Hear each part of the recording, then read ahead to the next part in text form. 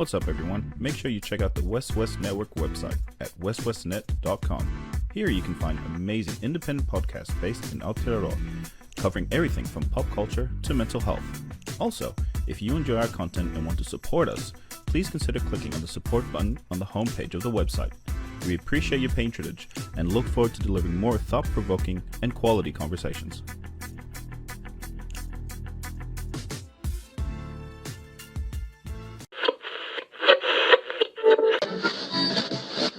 WesWes, y'all.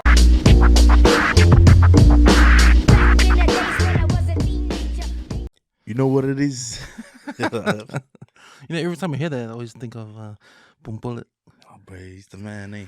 He's the man because he's like real, eh? Like, I mean, we get it, but yeah, he is what it is. What it is. Yeah, just like fresh, unapologetic, just being himself, eh? Even his position of what, like gangster and rap and what's in is in. It's just, bro. But he's the man, bro. He cracked it, eh? Because if he was getting up on stage with DJ Tickles and Peter Guns doing like the opening acts, like as an MC, bro, he's made it. Because bro, that shit goes off, eh? Yeah. Like any of that stuff up in Surfers or in Sydney, bro. That's why when I first seen him like holding down a crowd and people mocking him out, eh? Then you see him goes, "Yo, what's up, Service Paradise?" I was like, "Fuck the haters, eh?" He's cracked it. This is why they hire him now to be like MC guy. Yeah, like hype man, eh? Oh yeah. But I haven't seen him for a while. I mean, the last thing he did, he tried to was like massacre someone in Ranui. Like that what's his name? No, they have their one outs. Yeah. Is that Lock and Latu? I think he tried to go battle with that guy. And that's the last time I seen him. Because last time I saw him on social media, he went down to Christchurch. He moved down to Christchurch too. Yeah. And then he's doing his videos. Because he's doing his rap music. Oh, his rap videos. See, I thought he was going to be like he's trying to be an artist. He loves rap. He's a Samoan guy. He's from the islands. Come over here. He's found social media. He loves rap music, so he's doing his own rap. Hey, doing his own rap videos. And then it's like that guy is like, made a name for himself. Because everybody's probably laughing at him and with him at the same time. But then now he's like doing social media posts. Like he's been a commentary on what's happening. Yeah. Political or whatever. There's last post I saw, he was talking about something about the supporters for the Blues or something like that. Like haters in that. Not that trying to give it advice. Yeah. But no, he hasn't put many stuff in terms of like rap music and that, but he's like on social media a lot, doing his views on women. Oh Lord. If it's as good as his intro line, bro, then he's the man, eh? But I think a lot of the fans that's on his that do comments and like his stuff. Like I think we're all there for entertainment, right? Yeah. He's an entertaining guy. Like what he says, I don't know if he's serious or not, or just his perception of his perspective of what's going on. Yeah. But there's a lot of things I don't agree with, but I just laugh at what he says, and when I read the comments, there's a lot of comments in there, people like laughing too, But there's no one mean about it. It's just everyone's understanding. Yeah. But he's a cracker. I don't think I've known any other persons from Samoa from the islands come over to New Zealand and hit it like he has. Bro. Nah, no one, man. I think he's like one of the rare breeds that break through the net. Eh? He's that rare fish that just fuck good on him though, man. Because how many years is it since he first? Because I remember one of his first ones was just him and his roommate, and he's like trying to say he was mocking like someone or trying to do a love rap. And it was like, or like, what the fuck? Who the fuck is this? It's like, oh, baby, I love you. I'd never try to miss you. Fuck, it just didn't make sense. And the amount of fucking laughs and then shares, then it became one of those, you send this to someone who's solid, man. Stop doing those talking to the camera ones. Yeah. Then fuck, next minute you see this guy's like, oh, this guy's blowing up, eh? Yeah, he's blowing up. I think that's just fuel for his fire, all those comments. Oh, but he feeds off it, eh? He goes, to all the haters. You know what it is. Fuck. I give it up to him, for sticking with it, Make something of it. Because the way I see it, it's, you know, you might not agree with what he says. You know, we might laugh at what he says, the stuff he does on social media. But at the end of the day, it's entertaining. Like. Yeah, bro. And he's not, and that's what you know, because some people they read the comments and then it sort of it deflates them, eh? But this guy's opposite, eh? Yeah. He loves the love. He encourages the hate. But he's like bro. There's like that shit's he's bulletproof, eh? And that's why he's I'm bullet man. Like fuck. You keep the comments coming, man. Like he can go all day. Like fuck. Yeah, good on him, bro. Like this one rare species there, that guy. Actually, reached out to him, to come on the podcast. Like, you should, man. I did, and he messaged back. He said he was shy, or he's like, yeah, he said he was shy. You should tell him we'll put on the feed for him and get him on there. It's funny because he did, because when you know, when we had Justin Norms on, and he actually worked with him on the same job, so he was there from the start with Boom Bullet. So yeah, I think he mentioned that when he came on the podcast. But yeah, man, I love that guy's commitment to the social media and doing this thing to entertain us. Influencer, eh? He's an influencer. Good on him. So, Leti, man, welcome to back on 135, brother. Oh, thanks for having me on, Noose. Nah, man, thanks for coming on, man. Like, it's cool because it's cool and sad at the same time because I also was out here. And, after he's passed away, like, I've been, thinking what to do with this podcast. Like, should I carry on or should I, should I stop it? But, also he wouldn't want that. But it's like just hard to, like, not have him by my side and go tit for tat with ideas when, So, it was really our show, right? Or, now I think about it, it was really his show because he was the main man. But nah, man, it's good to have you on, and it's good for me to carry on this podcast. It's back on 135. I know we got our empty out the clip. Chance for us to get together and with the other shows and talk about what's going on in the week. But nah, man, just enjoying this podcast thing, eh? And just thank you for coming on and being a part of empty out the clip too, brother. Oh, I appreciate it, man. Now, I've been following ever since a good friend, one of the customers came in and told me about it, eh? When he said, like, so I just really involved and I just pop in the podcast. I go, what he does is idiot. Back at the 135. And the thing that annoyed me, I wasn't like, because I didn't know. But then my wife was like, oh, yeah, I listened to that. I was like, how come these people know, but I didn't know it? I'm like, fuck yes. I felt like a guy. I was like, damn it. You left out. Well, then it wasn't until I YouTube, and then I started seeing all the snippets. And then I just started watching them. Bro, you can go through my history and go, so this guy's watching a few of them, But then I was just trying to find, like when it says shared, like platforms, then that's why I always listen to it on Anchor. And then just recently trying to download the other ones, I'm like, oh, bro, I'm a bit confused. Yeah. Because I don't know where the file's being saved. Yeah. But nah, yeah, it's good, man. I love the fact that you because when you know like 135, that's runway.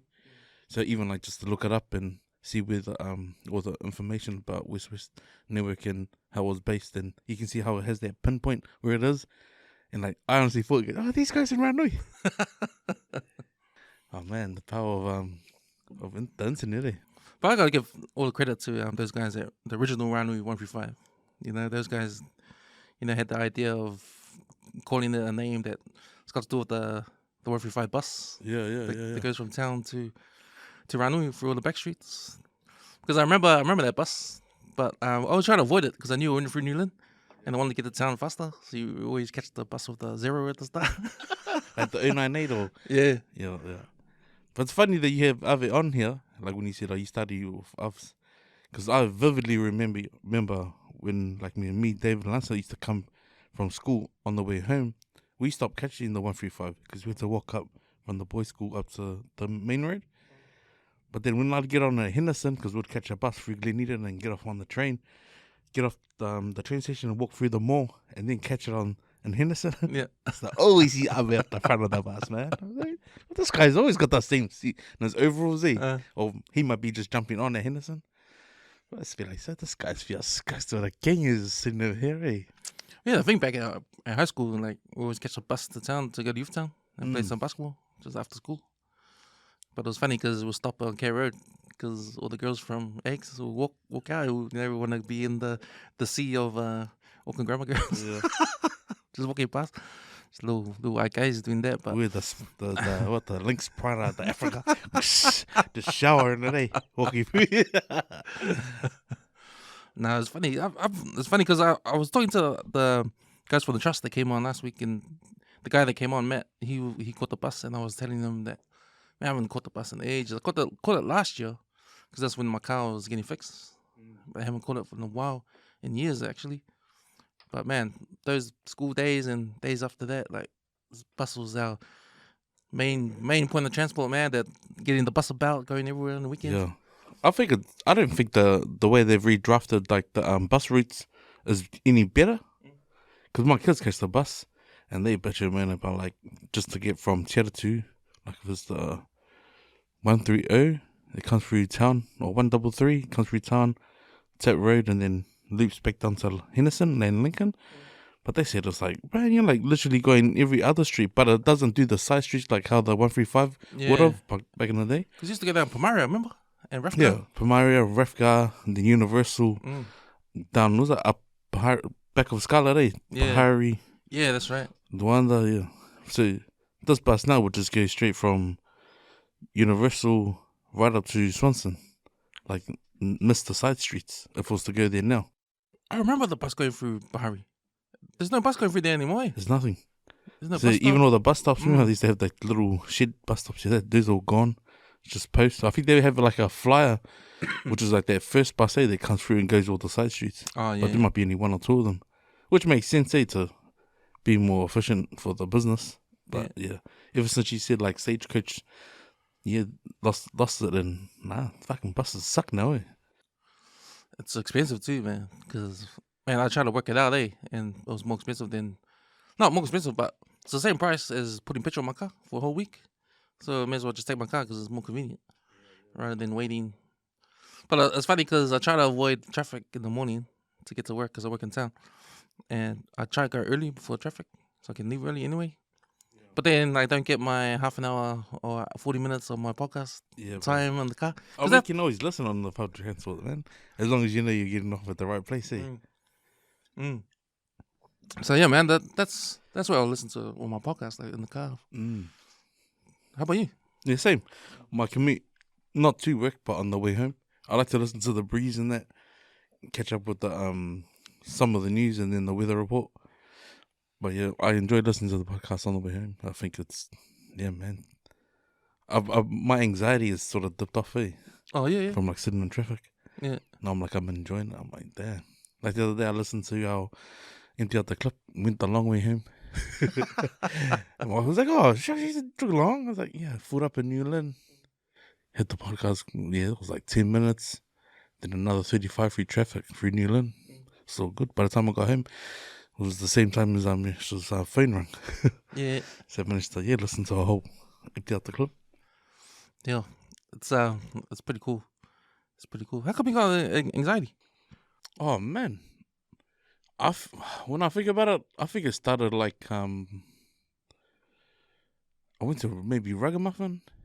But I've spoken to a few people about it, I went to Ragamuffin one time and they had the toilets full. But I needed to go.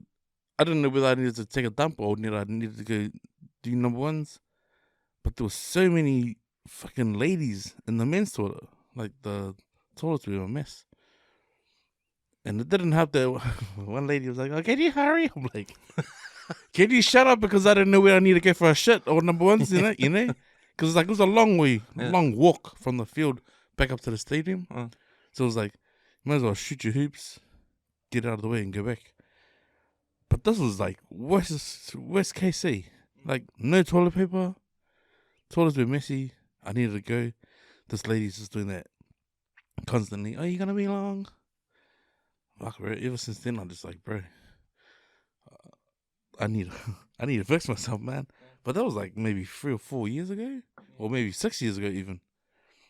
And then, it happened again at One Love. I was busting the toilet. Same thing happened there. It was like, damn. The floor was wet. The cleaner was just in there. like I was like, what the fuck, you know? Just came back. And then I noticed that I started getting it, sitting in the drive-through, like just bro. I think it's because you don't have control of what you're able to do, or like there's no quick exit.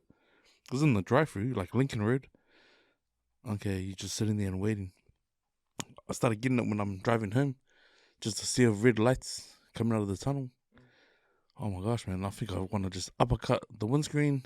Or I just want to just crash into the next car, you know? I get that real, like that, yeah. Just spin out, like, what the fuck is going on? But yeah, just listening to podcasts and like just, like if my car doesn't have good music, bro, I'm like, yeah, bro, I need to pull over or just zone out, but it's quite hard, especially in traffic. You know, irate guys either trying to do this cut in front of you without indicating, or the half a second indicate, you know? I'm like, damn, this motherfucker probably doesn't have insurance. It doesn't help, like, especially in traffic coming out of the tunnel heading towards Avondale. So many bikies just do the indicate and they're riding on the markers of the road. And I've missed a couple. Haven't seen any guys come up my left side and almost taken one out. Like, in my head, I'm like, thinking, how fucking dumb is that, eh? I've noticed that too. Like, especially when you're coming down the ramp and, you know, you've got the lights at the ramp. Yeah. When you have to go one car at a time. And those bikes try to come in the middle. Oh, bro. So, when I'm in peak out, like, when I'm in, like, rush, like real bad traffic, fucking, they just do it all the time, bro. And if I'm listening to the really, really loud, I'd never hear one coming. You just see this, like, if I was to just indicate, merge left, whatever, I'd probably take a guy out.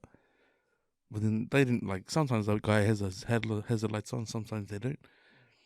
But all of that, yeah, and they just everything's going on around. It's like, yeah, that's enough to give me like oh my gosh, like I don't know.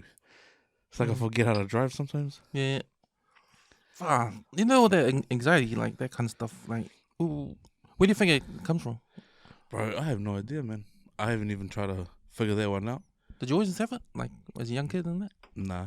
It's only come on, like, say, just from the time I went to Ragamuffin, eh? Because I always heard stories, like, people were, like, going through shit, like, oh, man, I get anxiety. Like, people crowds, or when it's crowded. And, like, I think maybe someone said, fuck, what if there's a fire? I'm like, what the fuck? Why would you say that? Oh, yeah. You know? Like, and then... Paranoid. What kind of weed you been smoking over there? The Ragamuffin. Man. Maybe it was the rough. No, but I just, yeah, like, I always like to put myself in a situation when I'm going out, like, just to be aware of my surroundings.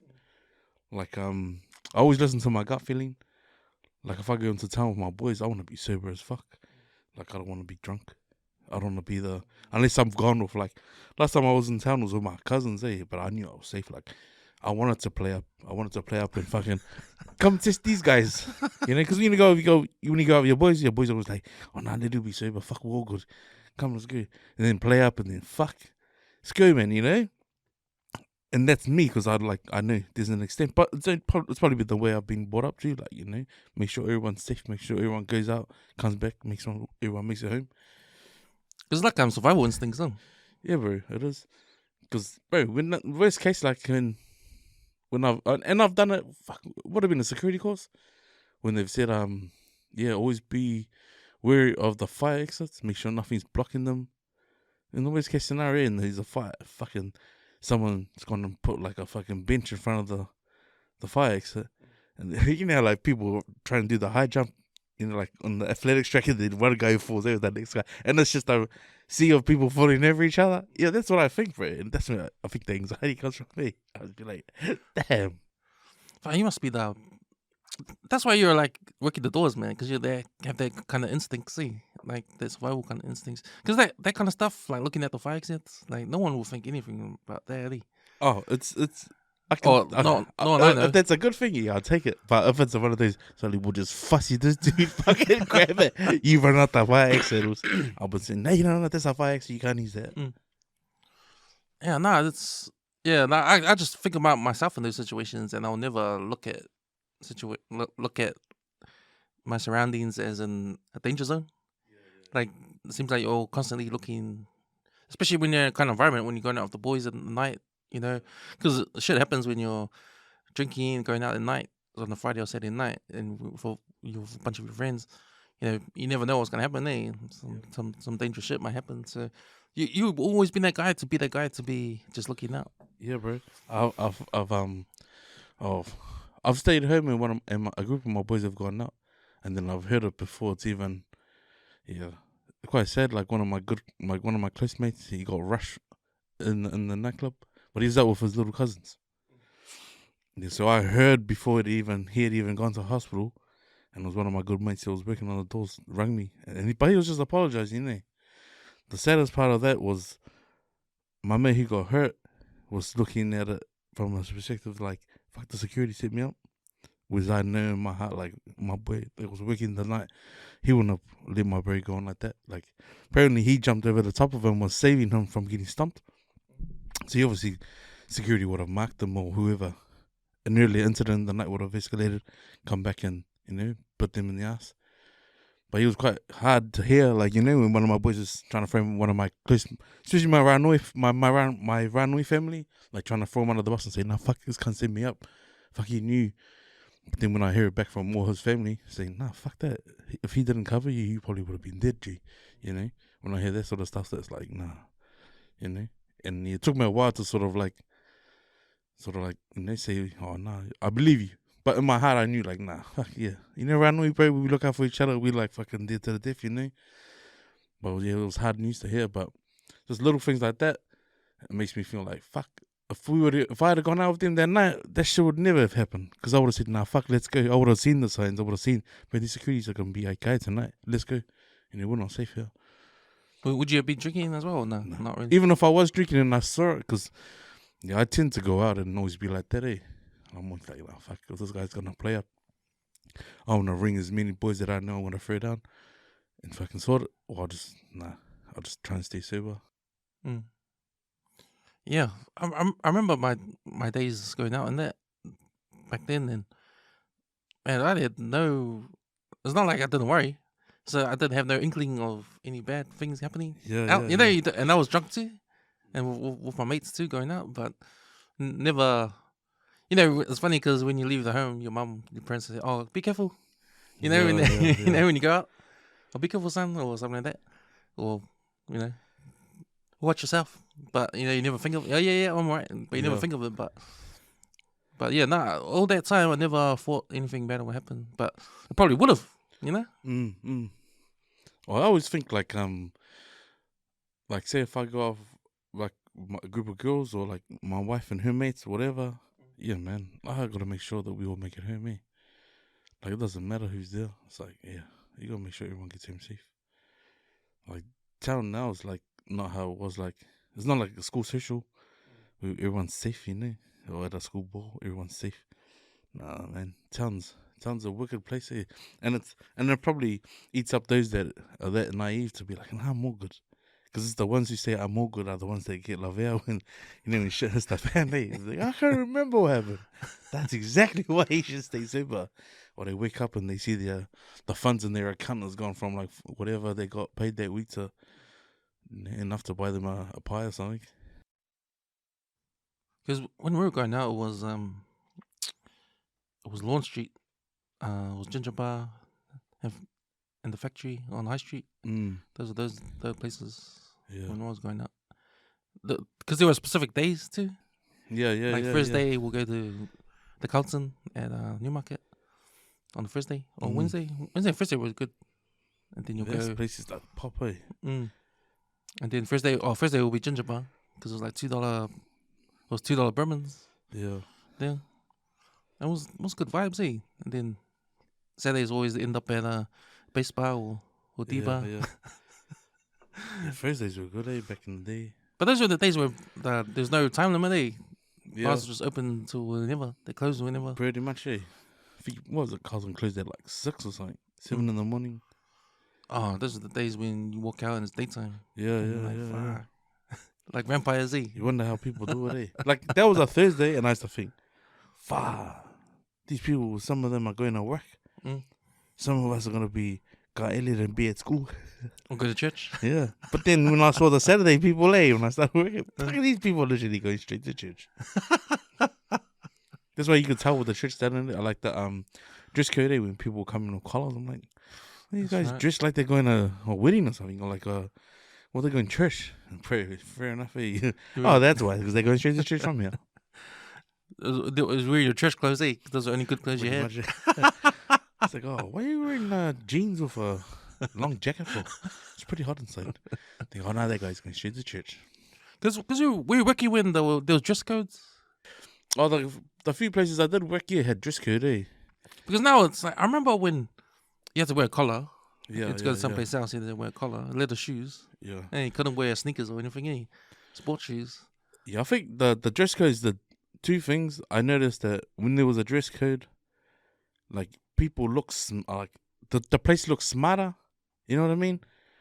Like, you can have a hip-hop club name, but if you're dressed like you're going to church, it's like, that shit, yeah. There's people like holding, when I'll be hold wine glasses and shit, you didn't see these people holding handles.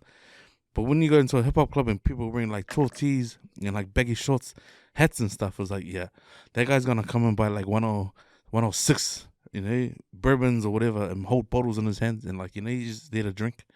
Like, these are the sort of clubs that have different vibes, eh? Like, yeah. But yeah, when I did work in town, it's like, nah, it's a rare sort of dress code. Like, seeing guys all dressed up like going to a wedding. It's almost like you look overdressed for town. Yeah. And it's funny there because you say it's on the strip, like it could be on K Road or up High Street, but it's like, nah, that guy's overdressed. So like, man, leave the jacket, Yeah. But then I did go to places where, like, they'd say it's a hip hop club, but you couldn't wear a throwback or like a basketball singlet. It's like, oh, how you can say this is hip hop, man? It's like, fuck these guys. I'll just wear a t-shirt. It's like, damn, he's made me look underdressed now. I got a little bit of take on that, eh? Like when things changed. I don't think it was the clubs itself that changed the dress code. Because I remember when I was going out back in the early 2000s, late 1990s, man, you had to wear a collar everywhere. You had to wear a collar. You had to wear black. You had to wear leather shoes. And then as soon as the Balangis started wearing the skateboarding gears and the jeans, yeah, true that, eh? And then no one's gonna bounce them, impossibly. So I that's what I think. I might be wrong, but I think that's how the dress code thing came down in the clubs, because all the Balangis were suddenly wearing those casual gears, eh? Because I remember it was like an overnight thing for me. Or I remember, like, next minute you can wear sneakers as long as they're nice and clean, and you got, like, you're wearing. You don't wear a collar anymore. You can wear a t-shirt with a nice top, sort of thing. Mind you, man, I think people gotta have a lot of like understanding and love for doormen, because it's usually never the doorman that set that rule. That's on the club owner, right? Or it's on the security manager, whoever owns the security firm, But the amount of shit that people put up with, like doormen put up with, like, I've seen doormen bounce their own neighborhood mates when a dress code came in overnight, And they come in and they go, you fucking changes can't get it, To the point they'll ring radio swap so you can come and tell so-and-so's mates that they can't come in because they're underdressed. Because the bands will get in trouble, eh? Oh, bro, straight up. Because then it's like, how come you got 100 people wearing collars and then there's 2 guys wearing pro club tees, baggy shorts, And how does that work? Yeah, man, this is one of those things they like, bro, it's people who's living here, You're going to give them shit at work. They obviously got to follow the protocol. Like, if the boss has said, nah, it's too underdressed, man, Because I remember people, like, if they get bounced because of what they wear, they'll look around in the club, like, see if anyone else is wearing the same thing. What about that guy? That guy's wearing the same. Yeah, bro. Hard up. How come he isn't? The one thing that fucking killed me at work was the hats.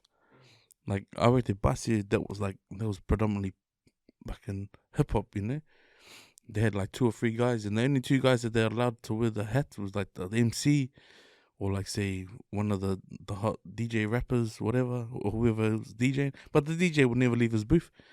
But man, it just, when you let one guy put on his hat, it's like it starts a domino effect, eh? Because, it was sort of like the end of fitted hats and snapbacks came in. So yes, people used to buy the snapbacks because you could just bring it to the side of your jeans and still have your hat, and then when you leave the club, put your hat on, But man, it just took one guy, and I remember during the night, the boss started knocking guys off, so it'd be harder to control. So I sort of had like a thing with one of the MCs. I said, my bro, the next guy who's not part of the DJ or music entertainment, whatever, if he's putting on his hat, I want to flash you. I don't give a fuck if you're not looking at me. I want to fucking phantom your face with the molly until you look at me and you're going to tell the DJ to cut the fucking music. Like, oh, nah, this is a bit much. Okay, nah, fuck straight up, bro. Because you're not me. I'm trying to do a job here. We're trying to keep the club, pumping. I'm gonna cue you, man. You're gonna fucking kill the music. And then I tried it one time, mate, and then this guy fucking tried to do this. Oh, I got gang affiliation shit. And then this is like, oh, come on, bro. Like, this, we just implemented a rule, and it was like all hats, even like cheese cutters, like no dress hats. Like, simply the rule is MCs and DJs, that's it. This guy didn't take it well, eh? Then one of the bosses was trying to tell me, oh, this is so-and-so's brother, have a, just be understanding, like, it's his brother. Yeah, but fuck it, it's his brother. He doesn't work for us. His brother does, It's two different people. And then, one night this guy tried to feel my little valley. Go all the way up the stairs, put his hat on, man, and I don't know how he made it as far to the bar from where I was, but he was halfway through the bar, almost to the front of the line. Fucking, I just ding, the light, eh? And like, cause your spotlight usually has like a wide strobe, and the strobe is sort of like emergency. Like in most clubs, like if you got like an emergency strobe on you, that means fuck, something's going down. But I just flicked the MC that fuck, and then it was the first time he had ever done it, eh? And he did the, yo, DJ, cut that shit. Fuck it. The DJ stopped that. He goes, all right, man, I'm going to make it loud and clear just one time. My man with the yellow hat. Fuck, take your fucking hat off. Oh, shit. And that was all you needed, eh? Like, every week after that, man, the club was clean, eh? But I felt sorry for the guy there. Because, man, the man, our girls are like, fucking just going off it. I'm like, fuck, take your fucking hat off, you fucking clown. Shut, ladies. You guys have a safe night. Fuck yeah, man. But yeah, but he had to make an example of someone, eh? What club was that? It was at Basio when I worked upstairs. Oh, Basio. Where did I know that from? Because we used to work, it to be like double floor. It used to be like 2 floors, and then from 3 o'clock, it was like everyone was, because like they sort of tried, VIP, try and get people in to go upstairs. But then you'd pretty much fill up downstairs and then move everyone up. And then it became like, if you didn't have a stamp, you're too late. Because of the numbers game at the time. That's at the Viaduct, eh? No, this is on K Road. K Road. On K Road. Whereabouts? Where would it be now? Fuck, what did they last have there? I think it's opposite the subway that's on K Road. Straight across the road. So it's the side, it's sort of like the road bends before it goes down Queen Street. Oh yeah. So it's sort of like that corner. A couple of doors over. But yeah, I loved it there, eh? Because I had either the 11 till 10 or the midnight till 10 in the morning run. That was me. So I always closed up with a couple of older boys. But yeah, I met a lot of guys, really nice guys that worked on the doors. And we were all, the beautiful thing about it is we were all doing it for the same reason. Like, oh man, just need some extra money, like just to pay the bills or help out with someone's, some fight that we love and stuff. That was good, man. We always had a debrief at the petrol station after work, just cracking up at situations through the night and stuff. At the mobile?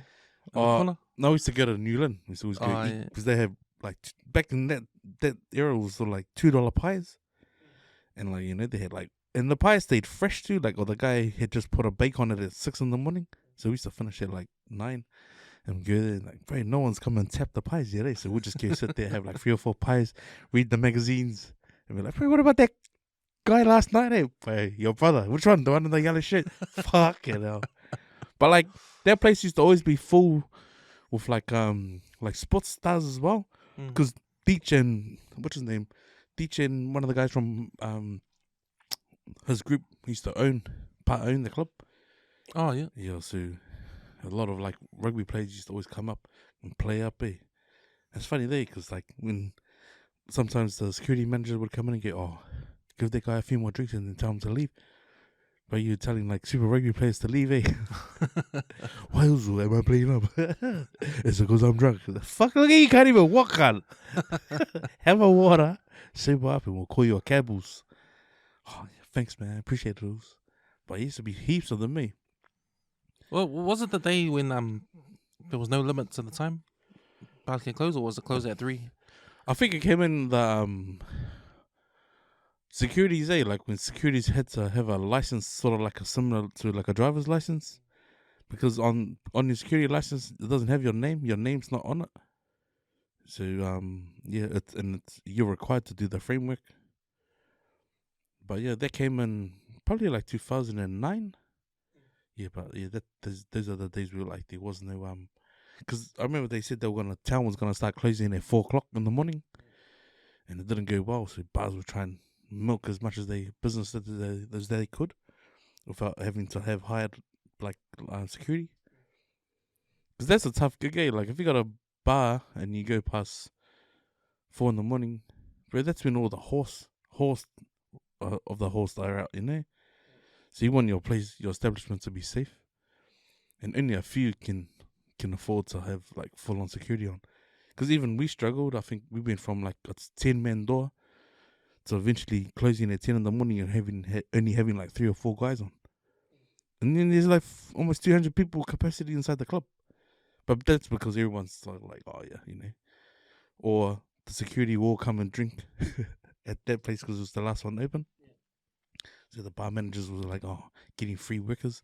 Because they know, like, you know, anything happens, all these guys are security work for the same crew. They're safe. How do you know how many, if it's full capacity? Are you guys keeping count?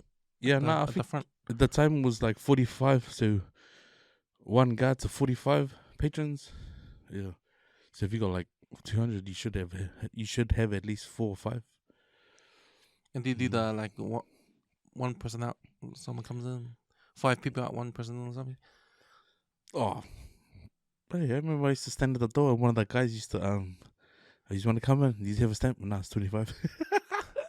He literally have change in his pocket. And they give you money to go on. Oh, well, because everyone wants to be in the place that's open, eh? Like 3 in the morning, 4 in the morning. So I think so that go all night rule came up to like, so if you hadn't been in the doors before 4:00, you wouldn't allow to let anyone else in unless they had a stamp. So people used to come to the clubs and get stamps. That way they can show that they can come back in. Yeah. Sort of like a processing, like, oh yeah, this person's been in here. So they can come back in. So that's where the go all night rule sort of stopped. But it was good though, because everyone used to always come to bus here, get the stamp and then leave and then come back at like 4. And like that's what got us another 6 hours, you know? And they were there to drink because, you know, obviously the DJs were good, the MC, the hype, the atmosphere was good, safe as well, you know? Did you guys get paid by the hour? Or? You were on hourly rates too. Oh. Yeah. So it benefits you if the club goes on. Yeah, bro. Like I used to encourage it. Or some of the boys they'd say, I want to knock off. And then I'd get annoyed when they go, I want to knock off. But they went and sat at their bar and drunk. I was like, oh, fuck, you know? Now we're carrying, and like, sometimes the bosses will be there and they're like, oh, no, I'll watch. I'm like, fuck, that's bullshit, you know? Like, don't say that. Say, I'm knocking off and then fuck off, go home. But if they knock off and they sit there, in my head, it was like, the next situation where you're stuck in that situation, you fucking handle it by yourself, you know? But nah, I learned a lot on those, man. Like, mad love for all the guys I worked with. The Sundown, man, like, fuck. That was like a rule. That's like, to me, was family. Yeah, it was like, man. They say once you serve with guys like on the doors, bro, you pretty much made a friend forever, innit? Because you look after you, like, you know. Did you get your regular customers? They always. Yeah, I loved it, eh? Like, yeah, I loved it because it was like, you always meet one guy, eh? Like, he just show up by himself. And like, not that you'll keep me track. It's like, oh, another king, like, you know. It's like, some guys got game, eh? Like, oh, this guy's got that boss to come every fucking week. And I'm surprised, like, the 2 girls, the girl he was with last week hasn't seen the other girl that he's with this week. Like, how that, you know? You wonder, like, man, guy's got game, bro. Or even like meeting guys who'd never remember your name. Like you wouldn't even say their names, but you just talk to them like you know them because you see them every week. It just cracks me up. It's like, bro, I don't even know that guy. Like I'll be out like, oh, do you know him? Nah, he's always comes to the nightclub. Like, yeah. Fuck man, I always hated queues, lines. Oh, if I turn up and there's a line, let's go somewhere else. There's a put off for some people, but a lot of people. You can tell the popularity of that club if there's a line there. Bro, the last place I worked at was Primo, bro. The way they fucking structured the place was brilliant, man. Because they know, yeah, like you said, hey, if there's a line, there's obviously a reason why there's a line. It must be good inside. But in comparison to like how that club was set up, the club was set up like a spectacular, like fine dining restaurant / hotel.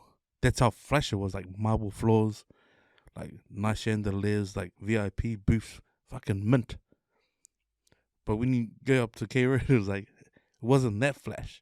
But this is a place like this flash, you know? On K Road, Well, this nightclub was off, it was on Mayoral, and it was hidden. So it was like, I think it used to be the old transmission room. And you need to go up like 3 or 4 flights of stairs just to get to the bottom. But the place was nice, eh? Like, these guys decked it out big time. Massive bar. Like, at one point, I think I remember counting like 18 bar stuff. So that's how many people were coming in. But they really put it on, eh? Like, the light shows, massive stage, like the DJs. And the DJs were good too. Like, they just played all the house stuff. But it was all like stuff that was pumping, eh? You know? Like, I remember when Gangnam Style dropped. Like, this is how long ago. But when Gangnam Style dropped, and like K-pop was sort of just phasing in and out, but they needed something to sort of make it mainstream. But when fucking Gangnam Style came out, and I remember going to work, you know, and this was when Mr. T and fucking what's his name, Mazutashi was still hot, you know, the Islanders, and I was like, well, when you hear this song, it's gonna be popular. And fuck it was the #1 hit, eh? And they're like, oh man, my son keeps listening to that Gangnam Style shit, and I'm like, they say shit, it's gonna be #1 for ages, eh? And it was like everywhere you went, man. When the video clip came out, fuck, it was just different, eh? And it stuck around like a bad smell forever, man. Like I think we went New Year's to New Year's, and it was still #1. But then even when he dropped his next song, it was like, fuck, it's just, where this guy in his suit, his bow tie, his fucking glasses, eh? People want to dress like him. Where he literally had guys standing in line trying to dress like Sai, eh? It's like, fuck. Amazing, eh? Like, but that's what, you know, that's what that trend did for the clubs in town, eh? Because people started dressing up. And this place when I worked, bro, was like the Oscars. People dressed up. Like, you never saw guys in tees, eh? It was like, man, this guy's wearing like a Gucci fucking, you know, collared shirt. Hugo Boss suits, like fucking leather pants, you know, like really this. And then that's what I loved about working at the singer club. Was you went from K Road and said, well, this guy's like, is that your best offers, you know? It was like a different, it was like different level of dress. Yeah. Is that Basio? It was Basio, yeah. So it was Basio, I still can't picture where it is. Is it like close to Samoa House? You know where Samoa House is, eh? On K Road? Where it used to be? Oh, it's still there, but the Samoa House on the... Oh, do you know where Opal used to be? Yeah. It used to be across the road and maybe 5 doors over. Yeah. Oh. It was on that spot. But it had 2 doors. So it had downstairs and it was like probably with the Derios, Yeah. And like maybe 3 or 4 doors over. Oh, yeah. Yeah, that's where it was. Oh, where the tavern is next to the bridge. There's that. Remember the old Line Red Tavern? I forgot the name. Charlie's. There's a Charlie's. That's Charlie's by now. Charlie's now. Yeah. On that side, where Opal side is well. Yeah. So further over and across the road. But yeah, I think if you YouTube it, it'd probably have the earliest, because it was like, plus it was supposed to be the biggest club, eh? And I remember they had like a pretty big grand opening and stuff. Like they had the red carpet, the limousines. I think a few radio stations were amping it up to be the hottest, club. Did you ever talk to the owner, or was the... I think it had a couple of owners, eh? Yeah. Had a couple of owners. Yeah, you see the rugby players owned it. Oh, the rugby players used to come and just play up in there. Yeah. Because they knew that. Oh, that was DJ. DJ was a part owner, but I think he might have like just owned the entertainment side of it. Yeah, because that's the one thing. Yeah, you got a club, man. You got to have you got to sell like a contract to keep people coming, because people follow the DJs, eh? So yeah, now DJ had it on lock, man. He had like good DJs. I think it was DJ CXL, Soul Train, and probably even one of them that's on now. I think DJ 09 was, I guess, DJ up there as well. But yeah, man. I remember when that guy used to come, he was... Because he had an entourage, he had probably like 12 guys around him. And when you come in, it's like, damn, that's WesWes, yo. Yeah, man. Heaps of guys from out west come to pass you. Because I remember when I was going out, there was certain bars that all the people from out west go to. Yeah, probably. Well, it's funny. It was a lot of young Carlson guys used to come in there, and before my way after my time. But you could tell the guys they came from south, though, eh? Different breed of guys. Yeah, different breed, eh? And yeah, man, for some reason they always had someone that was fucking legless or was too drunk. Like, that guy was either, and you developed a skill of like reading body language, or like, if the guy's not all there, because they're either gonna do two things when they come in too. Either just stand there and look, there's like a guy Valère like drunk horse it on someone, or like those rapist eyes, or he's gonna be hard for his friends. That his friends are gonna be, fuck, man. Oh yeah. You can see that. That's what you don't want, because you want everyone to have a good time. But it's like, well, who misses out? The group, or you sacrifice your spade and leave them outside. It's rare, eh? But when it comes to the like some Palangi groups, they'll leave their friend outside and just fuck off upstairs. Eh? Like, nah, fucking ring in my cab. But when it comes to the island groups, eh, then the group gets divided about, nah, we can't do that. We're not supposed to do that. Yeah. We're supposed to go together. But he's driving. I'm driving. Nah, let's just go for a look. But it's like, you sacrifice, hey, he's like, fuck's that rap can, But you see all of that, eh? But you can tell, like, when one guy's, even the guys is coming just to look for a scrap, eh? Yeah. You can just tell, bro, like, this guy's walking around like, man, the line doesn't mean shit to him. He's like, just sit around, trying to, like, horse it on people in the line. It's like, brother. Get super rough. Typically, how many people would be working with you? Like, you need one at the door and a couple inside? Usually, like, 3 at the door. Or from when I worked, 3 at the door, 1 at the top of the stairs, and then 2 upstairs. So it was like 6 or 7. Oh, yeah. And did you ever go upstairs do that shift? The Bro, inside shift? Well, they say, the upstairs is the hardest to control. Upstairs, like, but I give mad respect to me and my fellow holding it down on lock upstairs, because I've worked with a few solid guys, man. But yeah, upstairs was always hard, because it's like, if you got a guy who complains about a drink, you are the one who takes him out, If you got someone who's been hitting on other girls and girls accusing him of doing something, you have to throw him out. The guy at the front's not going to come in and do it. But when it gets out of control, like, say, oh, walk him to the top of the stairs. Top of the stairs guy will take him down, and then the guys at the front can sort him out. But fuck, 9 times out of 10, you're the one who sorts it out. But you gotta have that calm demeanor and that charm. It's sort of like, brother, you're being a rapist, like, without saying it. But hey, is everything all good, I could imagine shit goes down every night, man. Like, especially that kind of stuff. Especially the guys harassing girls. Yeah. Those guys that are drunk, that talk to girls, they're drunk gay.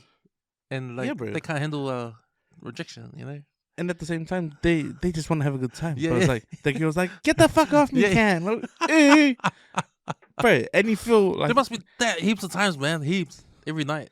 Multiple times. The worstest thing that can happen to a guy getting thrown off for that shit, right? Is if the group just got in there.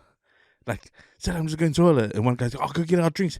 Then you got the 2 white guys going, fuck, let's get dance.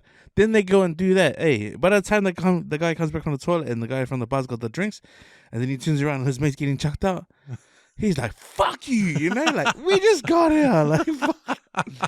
But, bro, I always felt sorry for the guys. Like, I'll try and make it as less painful as it was for, for everyone. So I'll be like, I'll finish your drinks. Fucking, I'll just keep him here for a bit, and then, But yeah, but it's always hard, Like, it's hard trying to explain to the group that, bro, your mate's been like, guy, like, he needs to go, man.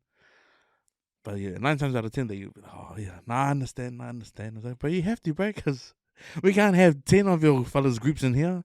Because just imagine that's just the first for that night, and then waiting for the next 2 or 3 incidents to happen like that, I remember when I was going out, we had a mate who worked behind the bar. And he worked at the float bar down at the viaduct. And because there was no time limit those days, like, there was hospitality bars open just for people that work in bars. Yeah. Like, they'll close the bar, but they'll open for hospitality, and the bouncer will check or ask where you work.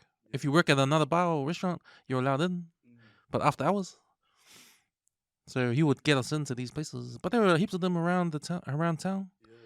Like it's good because I thought it was good because these people that work behind bars, they need to relax too. So they need to, so if they want to go out, there's places they can go to. Yeah. And just be them, me. Yeah, our last bar when Basia closed eventually was usually lounge. Lounge used to do that for a lot of security. Even like other securities would come up there, and it was all safe, No music going, just be the bar radio going, and all the security that's had or just come up. Well, you'd know if someone was working at your Rakina, so they come up for a few. And then you're like, someone just bought a tray. I'll be there. We're like, shh, get the fuck out. Close the door. And everyone just run up and just come and just crack up about that night. Well, what's funny is like when you come across the boys, they just work down the road and they come up and they tell you about one guy. And they go, fuck, there's one fucking idiot. He's wearing a blues or fool. Hey, and he's fucking like these fucking, because they can describe everything. Like, when someone's playing up or like being a rapist, you just know, fuck, he was wearing some Jordans, fucking a Marines jumper, fucking, he had this fucking, fucking like a Chicago Cubs fucking hat on. And then when they see them walking inside the bar, you just crack up and like, hey, fuck is him? They kicked him out, but they made him your issue, fuck, he just laughing, So, but Apple's told us to go buy him a pie. Yeah, fuck off, he fucking took a tip from me. Fuck. It's out of a day because as a bouncer, like we're working, like you know the shit people wear, like you know them. You know what I mean? Like that guy with the maroons and the Chicago Cubs cap, like he's forever the rapist guy. And he's drunk, but doesn't know what he's doing. But nah, too bad, mate. You're the rapist guy forever. Yeah, well, some guys like, bro. I've seen guys like they go from real like drunk, ugly like that. They come back the next week and they've already been trespassed. And they don't remember, man. They're like, oh, well, nah, it wasn't me, bro. I'm like, damn, you should have acted like that last week when you were being like, oh, fuck, bro. Nah, I swear to God, bro, it wasn't me. But just something can I come in? I'm like, fuck, get the fuck out of here. Nah, bro. Last week you fucking stayed on the bar trying to take your shirt off, bro. Like, come on. Nah, bro, I wouldn't do anything like that. I was like, fuck. You must be bipolar or some shit, man. But it happens, It's just like, it's a distant memory back then, bro. But it's like, yeah, bro, that's the nightlife, and you remember it, Like, just, bro, I catch up with my old security boys. Like, this is going back, almost 8 years, 10 years plus. But the stories that come out of the woodworks, they're like, it's like, bro, do you remember that night? Fuck yeah, that guy's a fucking idiot, Yeah, bro. Was it any like dangerous time, like when there was your life was at stake at any time? Oh man, I have one incident and I smacked a dude over, and fuck, what happened? He came in, he was like so this guy dressed like, he was wearing a singlet. It's rip as fuck, bro. This guy is like a Van Damme body, shaved head like with a mohawk, and he came in, and he just walked past a group. So this group was always VIP every week. This group always came in and bought 1 or 2 booths. So this guy was protected. He had fucking numbers. Always had like 20 plus guys with him. And these 2 dudes just walked in there and he just winked. All he did is winked at that guy's gang, man. That's all he did, bro. She obviously just smelled his cologne, bro. Because that guy obviously fucking wearing a singlet, confident, He just winked at the gang and the gang laughed. Scariest thing I ever seen, man. Because all I saw from that group that was there, I just saw his entourage, which was the throwbacks. I just saw the throwbacks on the dance floor. Then I sort of stood back and I just seen his group just fucking make a big half circle around these 2 guys. Okay, they were just gonna rush to me. And then within a minute, that guy whose gang winked at whatever was just pointing at me. He just stood at the bar on his booth and just pointed to them, bro. And these guys just rushed. So like looking at 18 guys just rushed these 2 dudes. So I went to safety mode. So I just jumped in front of the dude and I was covering him.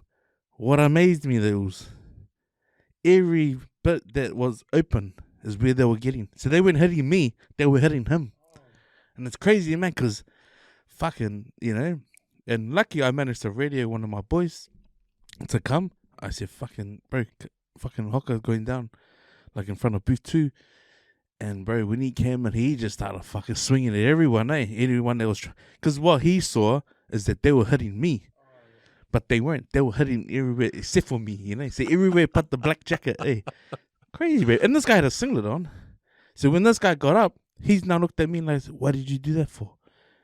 And I go, "Brother, you need to leave." And this guy refused to leave. He goes, No, fuck, I didn't do anything. I go, "Brother, leave, man. Like, you don't want to fucking start anything with these guys. There's too many of them." And he's, no, fuck that. I'm all good. So I took him to the bar because I knew if he's not going to listen, the translator's going to fucking, whatever Asian language, this guy's going to fucking tell him. And I said, "Jack, tell him he needs to go." And he goes, "Why?" I go, "He's just fucking with Joe's group." And he told him, he said to him in Chinese, "This gentleman's going to take you around the back." And he was like, "Nah, fuck off." And he goes, "Nah, there's an exit around the back. It's for your own safety. You need to leave." And then he wouldn't leave, bro. And like they tried to offer him a drink. So we got another Asian security to come down and explain to him, "You need to go out the back now." Like, so we had 2 entrances, one at the front, which was one street, and then one at the back, which is totally another street. And this street went down to ATL Square, bro. And I tried to say to the guy, "Hey, brother, you need to leave." Because lucky the boys came down when they did, because it's like 7:18, no one's gonna fuck with the security. And I said, "Come on, we need to go out the back, bro." So he went again from like, "Nah, I'm not leaving," to trying to fight me. And I was like, "Brother, I'm trying to help you." Like, and he didn't realize, like, bro, I genuinely was I feared for his safety, like, put it that way. It wasn't until we went out the back. So we went up 2 flights of stairs. Because we got the front, it's like 6 flights. We went on the back 2 flights. And I said to the other security, I said, "Stan, explain to him not to come back for a few weeks." Like, because these guys they're going to have blood on this today.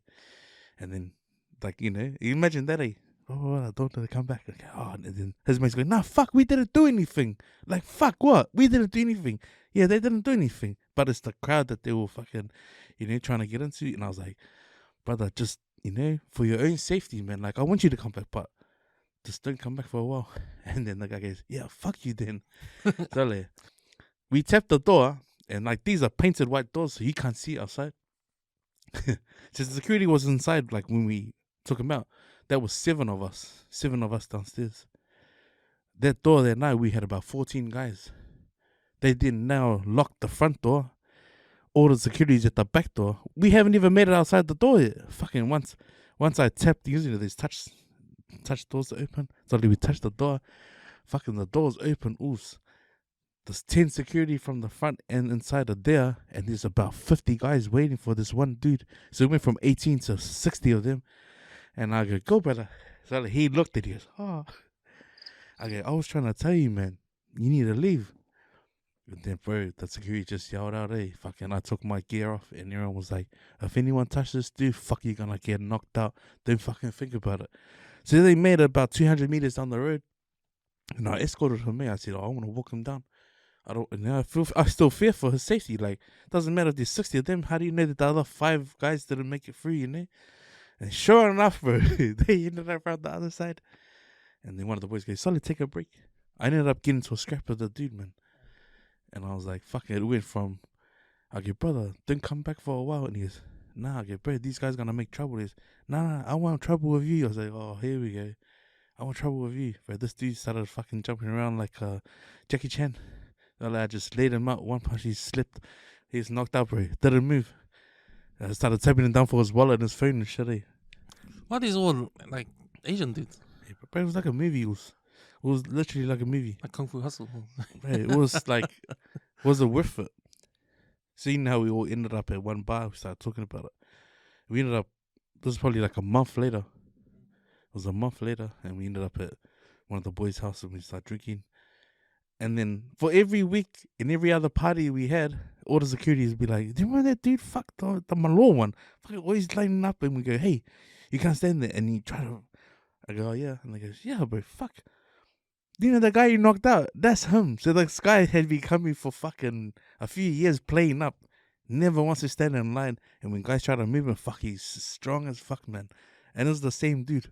I got knocked out. So I felt bad, but after hearing all the stories over the years from this one particular dude, and it happens to be that guy, because I never I didn't know because I work inside. These guys work at the door. So, bro, when I heard that, I was like, yeah, I'm happy now.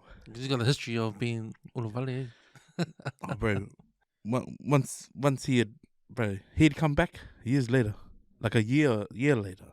And it was funny because security upstairs would go, hey, that guy, I didn't even know what he looked like.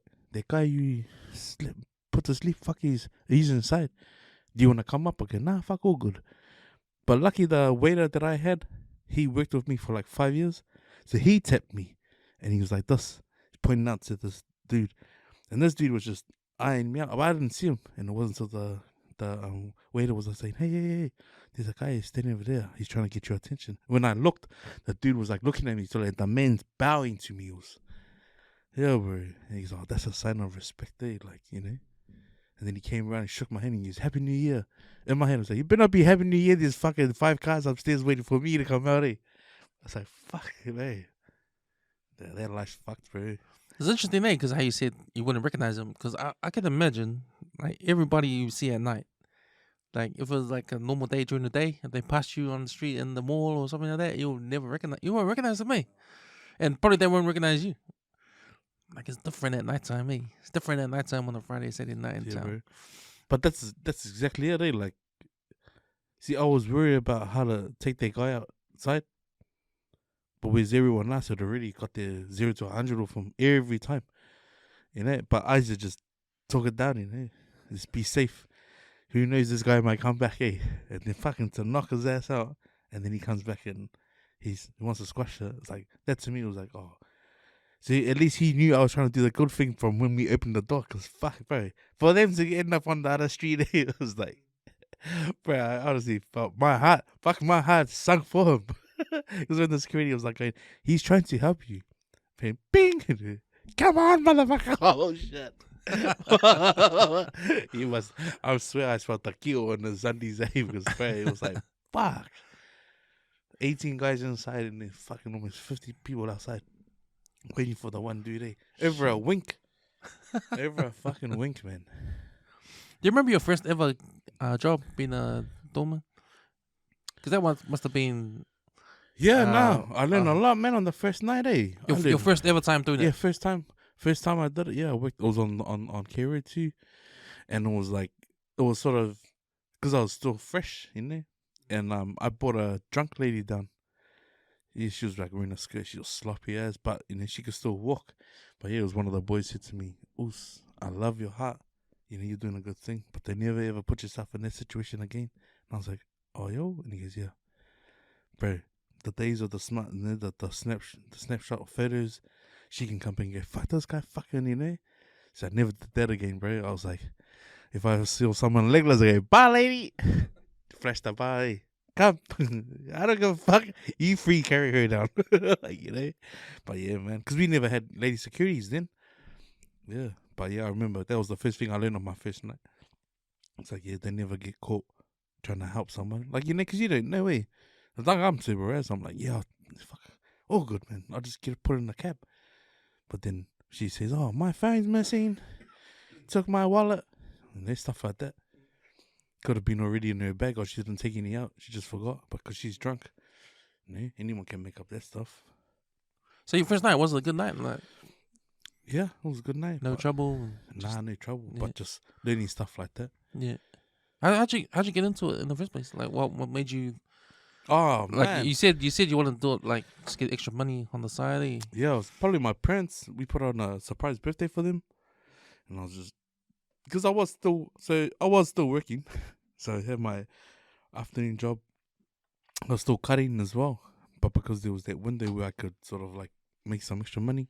And it was just to help out with my parents' birthday. So I decided, yeah, I'll go do this. It was only 1 day a week. Then 1 day turned to 2 days.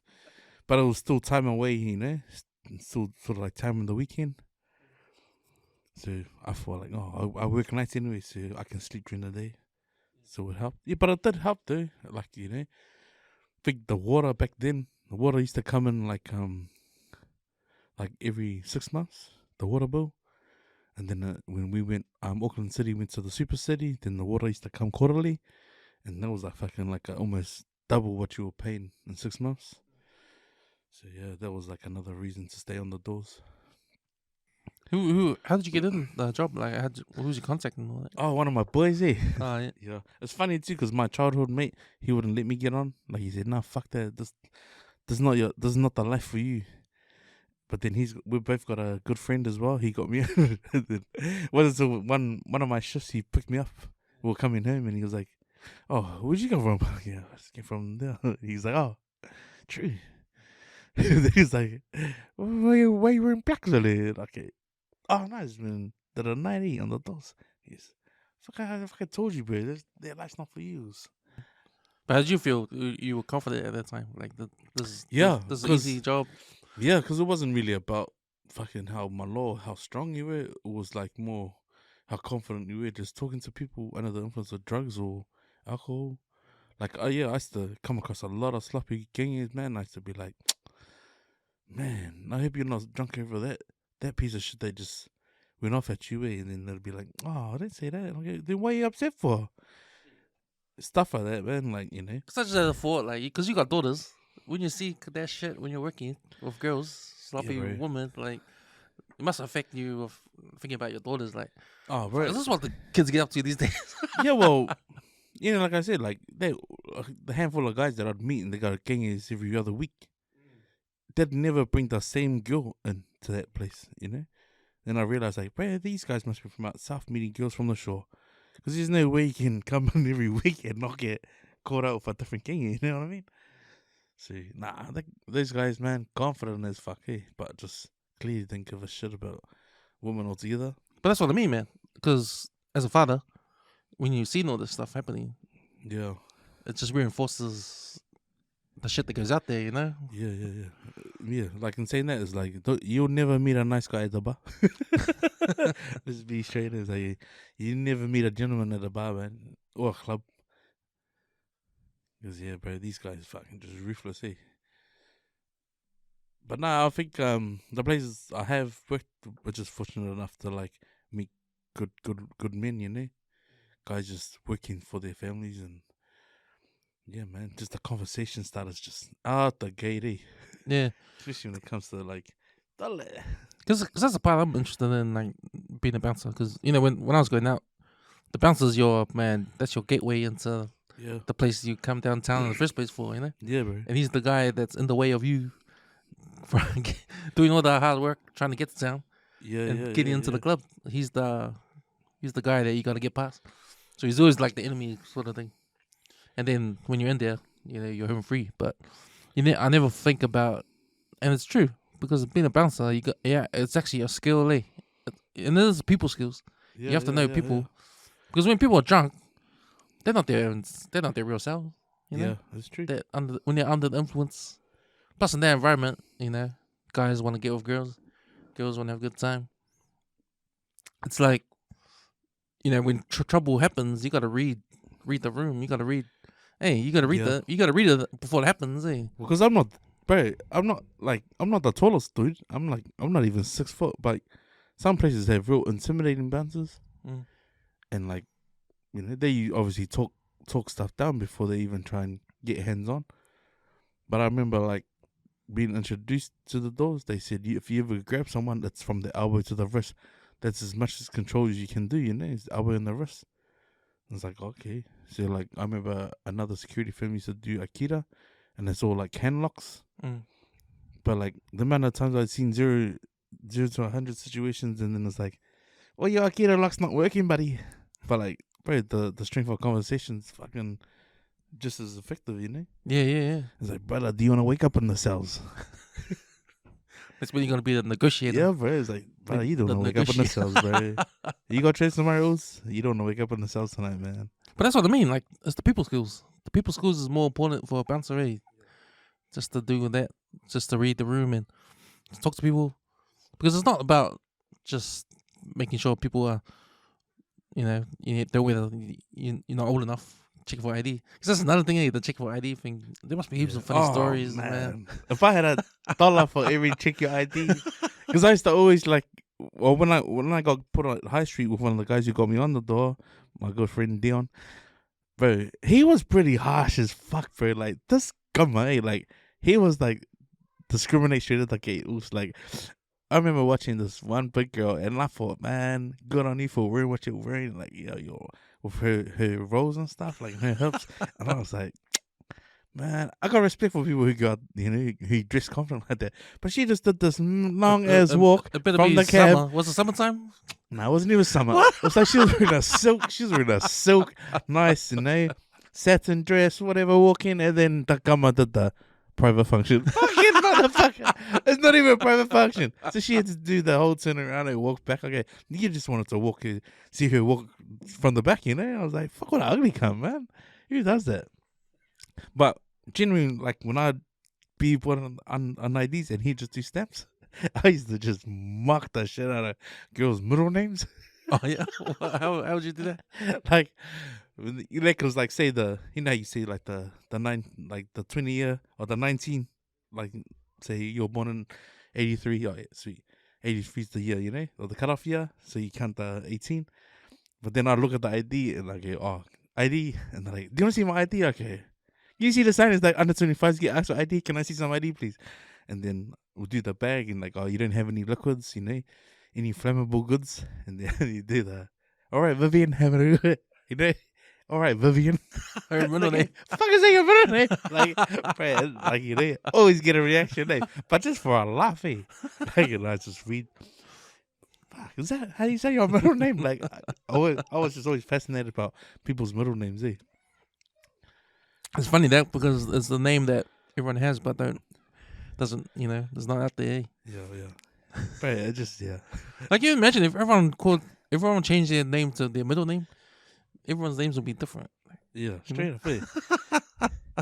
But yeah, man, I love checking IDs and like because it was always calm, like there's never trouble with the front, unless you've bounced someone or there's been shit that happened like from a couple of weeks before. That made you like, oh man. Because we never let in someone that's already wasted. Yeah. So all the wasted people come from the inside. Yeah, bro. Oh, I've even heard stories of people getting bounced when they got to the top of the stairs after, or like complaining about diluted drinks and stuff. Like, well, he does that. Oh, true. Like, come on, man, don't do that. It's like you went to the effort of making it up to the top of the stairs. Why are you gonna fucking ruin the night by getting asked to leave? But everyone's got stories like that. There's people that get on their horse, like fuck, they think they're above the club, It's like, come on, bro. It's like people's living here, man. They just here to clock in, clock out. They don't want to put up with your shit. So how long have you been doing it? But I did it probably about six years, I probably did 6 years in town. Damn. And then I was just decided, oh, bro, you know what? We'll just do private gigs, like charity events. What was it? What made you decide to quit town? Was it just too long? Time was up. Yeah, I got to a point like because once my parents' birthdays was finished, then I was just on the doors, and my missus sort of had that conversation with me like, all right, the birthday's ticked off. Why are you still on the doors? Then I was like, fuck you. Nah, yeah, I'll finish up, and then but when I when I remember finishing up. It was like, oh, okay, is it worth it? Is it really started like just measuring the time against time away? I was like, nah, it's not really worth it. Yeah, but I enjoyed the stint, Because how hard it was working full time and doing this in the weekends. Oh, because I worked afternoons. Yeah. So my hours were like from 3 to like midnight. Oh yeah, and just from midnight to 4 or midnight to 5, it was nothing. But because I only started doing 1 day a week, it was just like a Sunday. Which is literally Sunday, like midnight to like 10 in the morning. There's nothing. It's easy. How was the next day? Like, just sleep all day? No, it'd either, like, because it was Sunday, so I'd be cutting Friday and Saturday, and like during the week, during the day. But like, the Sundays was sort of spread out. Like, oh yeah, not many people want to come in on Sundays. Because I just have my Shortland Street following. Like, my guys used to watch Shortland Street, the omnibus. So they just come in and watch Shortland Street, and then I'd cut, and then I'll sweet, are you working tonight? Oh no, I finished this morning. Oh mean, because I'll be home, before 10. Yeah, that's if the club didn't go past 10 o'clock, which was rare. It was like I still watching Shortland Street. Oh, now and then, now and then. Yeah, the storylines are pretty hard case. I used to watch it when it first came out ages ago, with Dr. Roberts. And then I quit, and then I started watching it again for a while, and then that was when the guy from One Lane Bridge, the route swing guy, Dominic. Yeah, when he was there, when he was there when I started watching it. But I remember the omnibus, like we catch up on the week. I used to love the customers coming in because I had a Sunday following, like, and it was the same 7-8 guys, and it was funny because like my cousin had like 3 boys, so he brought his 3 boys in, and then I had 4 or 5 other guys. They used to come after the going clubbing, like I see them out, like Sally, I'll see you in the morning for a haircut, sweet, and then they'll come get a haircut, and the conversation was never barbershop talk. It was like Sally, what happened to you? Whenever the next person came in, they're like, Dolly, honestly, so they just replaying what happened the week before, 2 weeks before. I just crack up here. I'd be like, damn, people are fixated on Shoulder Street, but it's good. I love it. Because if I wasn't cutting, I'll be catching up on it anyway. So I was just out there just cutting, just to listen to everyone. Like, what did I miss? Yeah. Bro, and just hearing like some of the little boys going, man, you know that nurse, the one who works at the ED? It's like, yeah, he's going hooking up with the doctor. Fucking slut. Are these like? Do you think these are like what do you say it? Like guilty pleasures when the usos watch Shoulder Street? Oh, but there's nothing wrong with Shoulder Street. Or is it because of their missus? You gotta watch it with your missus? Because that was when I was watching it. Because my girlfriend at the time was into it, so I was watching. But then you get into it too. Yeah. Because you're like, fuck, you want to know what's happening. Yeah. So that was one of my reasons why I watched it. But nah, man. No, Shoulder Street's got some good scripts. I think they've been known for like, say like how when I think it was the Christchurch earthquakes. So they've been known for recording stuff a week or 2 before an actual event happens. Right.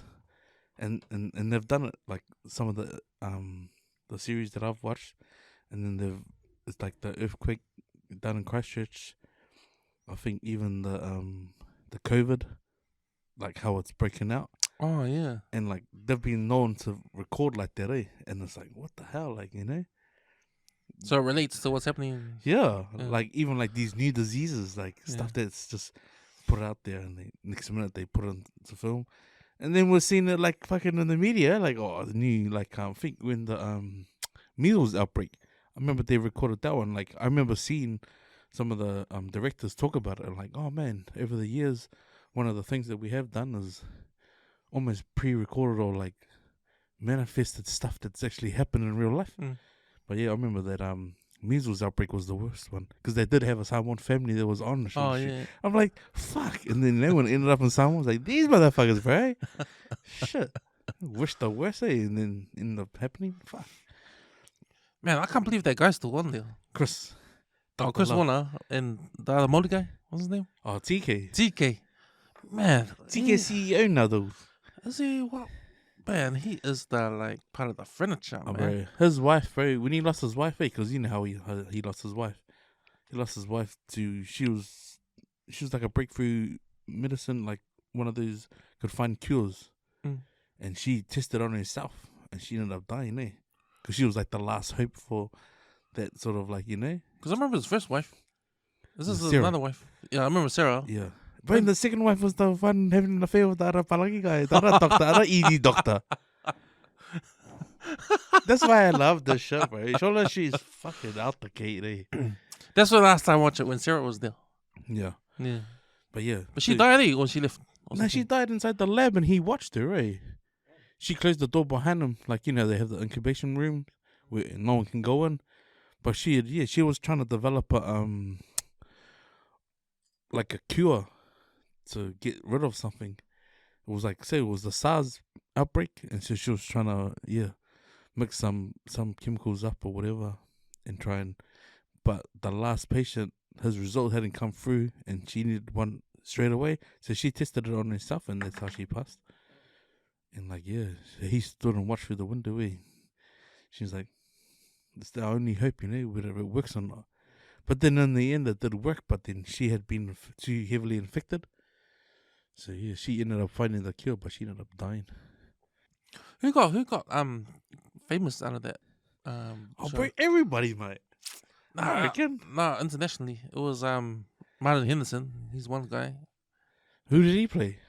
He was one of the originals. He was I think he was the son of someone. I can't remember. But man, Martin Henderson, he's in the States. Yeah, he played.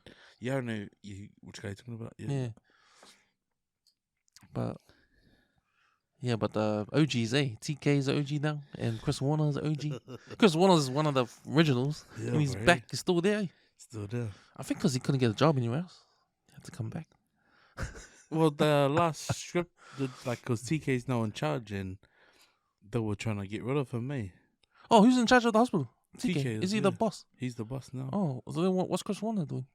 So he was on his way.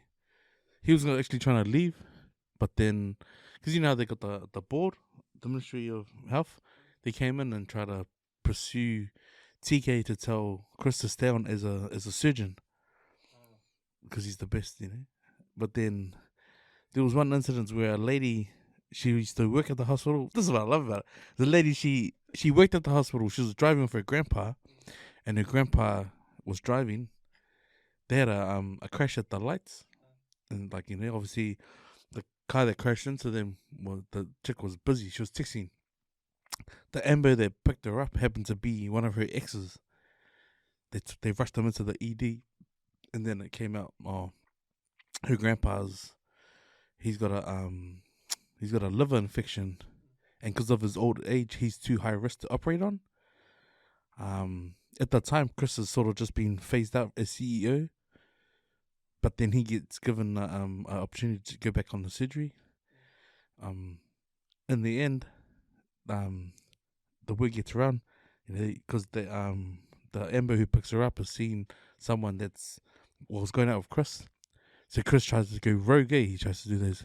Gila, we're gonna go do the operation for her, even though TK's and whoever, because they've done it in the past. They did it with his son, where his son dies on the table, and TK's the one who calls the time of death, and he's like, "Nah, fuck off, keep going." So in the end, they broke protocol, but his son's still alive. So they try to do one of those ones for the grandpa. Man, that's saddest shit ever, Ailes. So they go and tell her, "Oh, look, your grandpa's gonna get the surgery. We've got a team to do the surgery." He then tells some of his past nurses that he's had with him in the ER, "Okay, we're gonna set up the theater, but we're gonna book him under a different name. But are you willing to, put your job on the line?" And then the code of ethics, and they've said, "Sure, because it's you, because you're the best." So they go about their day. Everyone's all fucking ready to go home, whatever. But then there's a whole lot of locum nurses that come in, and then the head of the ER sees it. Well, the gumma who goes out in the ambo to say, see his ex, obviously knows it's happening, and it's his missus that's the head of the nurses. So she catches wind, all these locum nurses are being called into a theatre. I haven't rostered them on.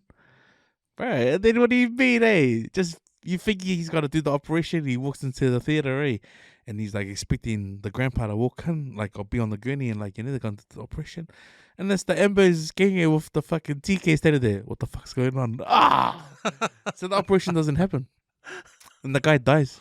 The guy dies 2 days later.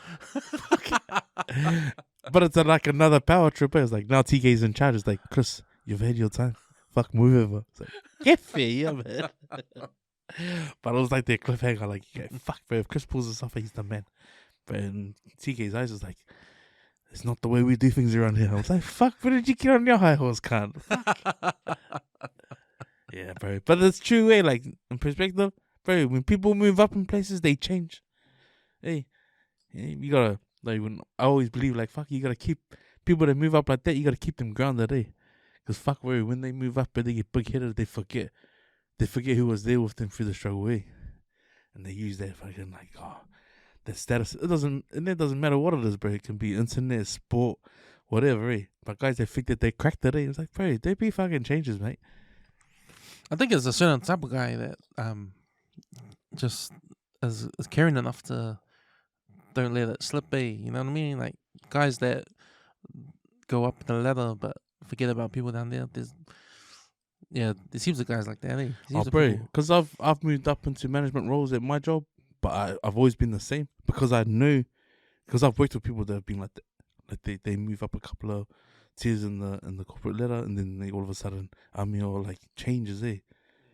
It's like, hey, bitch, you were just fucking soloing the floor in the toilet a couple of minutes ago, man. Like, yeah, bro, I can't stand that shit, Because what ends up happening is like when they get humbled from the top or other managers and they say, oh, you need to be doing this more, then they come back to you putting their hands out on like, they're not asking for forgiveness. They're trying to go, I need your help. That's when you go, fuck off. Go back and solo your shit in the corner again. Yeah, I remember what you did.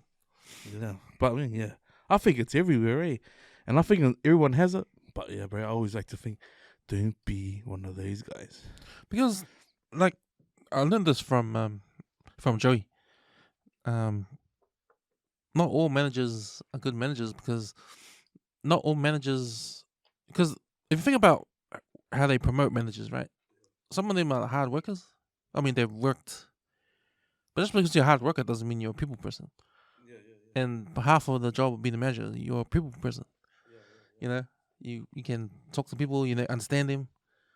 That's half the part of being a good manager. But if you're just like an ambitious person who's working hard just to climb the ladder, and you're just in for yourself, like you've got that frame of mind, then if they make you a manager just because you got the results, but you're doing the results for the wrong reasons. I mean, you're doing the results to get up, but you're not a people person. And I find that people that aren't the people persons are the ones that hate their position and their life because of the shit that they get told to do. Because those are the yes people. Go and do this. Yes. Because assholes. Yeah, just fucking brown tongues to the fucking lips, bro. And yeah, I noticed that like, good managers are people that lead, like lead and inspire people to move up. Like if you move up, like Brooke says, man, when you make it, we all make it. You raise. There's enough room at the table for everyone to eat. But people that just care about themselves, poor people skills, bro. They're the worst. Yeah. And it takes someone to actually keep a certain way, like not be changes, like not be any better or any worse, but just be consistent for them to see it. Because I'm working with a manager, he's exactly the same. He talks to the others like shit, but he'll never talk like that to me. But I never change. I just keep the same all the time. And sometimes he sees how others relate to me. Then he's like, "Oh, what did you say? How come me?" It's like, because you just, you didn't treat people any better or worse. You got to treat everyone the same. So I feel like some companies don't understand. Because, I get it. With a company, it's all about results, right? It's all about the bottom line. Making a profit, right? And you want to promote the people that are making you a profit. But that's what they just look at the profit. They don't look at how they're doing it. I mean, that's what they care about, how they're doing it. But are they doing it the right way or a way where the people under them hate them? I think for the longevity and like the well-being of and the boost of morale in factories or like in manufacturing or in any company, the morale has to be at a high, Because if you enjoy coming to work, you would never have a day off. You would literally like be fucking out. Nah, sorry, bro, I gotta go to work. That's sort of and it's an attitude thing almost. But like if that's not supported in your workplace, then it's not a great place to be. Like you couldn't sell it to someone to come and work with you. Because if you're not a person to want to sell your workplace, not based on pay, but just on the environment and the people there, then your place should be a nice place to be. So I worked at this fucking shit place, man. I was at uni. When I was at uni, I had to do you go to when the holidays you go to student job search. So I went to do the job search. There's a job at Rosebank Road. It was at this factory. They make like dishwashers and that. And I went there just for the holidays, working there. So man, it was like fucking, just like you're like a robot. And the bell rings, you go to lunch. Bell rings, you gotta go back to work. It's like fucking like What? There's no human thing. There's no like. It's just straight. Like they treat you like fucking robots, man. And they've got this bowling guy walking around the factory floor, just making sure people are working, like pointing, hey, are you mucking around? Blah blah blah. What? And I'm like, what the fuck is this kind of It's like shit? dictatorship play. Yeah. Honest, it was like that, and that's what I felt. I was like, and all I was doing, I was putting screws in the fucking dishwashers, or just come on the conveyor belt, just put screws in, next screws. That's what I was doing for fucking like 8 hours, man. And the bell rings, you go lunch. Bell rings, everyone's running back to their places. I was like, what, man? This is. How can anyone like want to work here all their lives, or if that's their, but there's no freedom to. It's like there was no love. There was no love at all, man.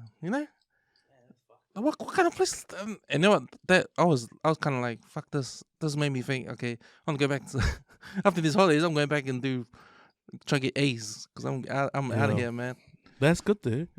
But it's good that you saw it. But I can't believe places were like that. Yeah. It's crazy, yeah. But that's good that you actually saw that for yourself, to be in a position to see, fuck, I don't want to be doing this all my life. Yeah, exactly. It's like, it's almost like hitting a rock bottom of what you wouldn't want to do, and you wouldn't want your kids or whatever to do. Hey, because you saw it. But that bowling guy, man, with the beard, I remember him. He wore a white coat, white jacket, like a scientist. Yeah. And he had a beard, and he had a clipboard. He was walking around the floor, just telling people off, man. I was like, what the fuck, man? These are like grown men you're talking to. Yeah. Who the fuck do you think you are? Like, what the fuck is this shit? Fuck.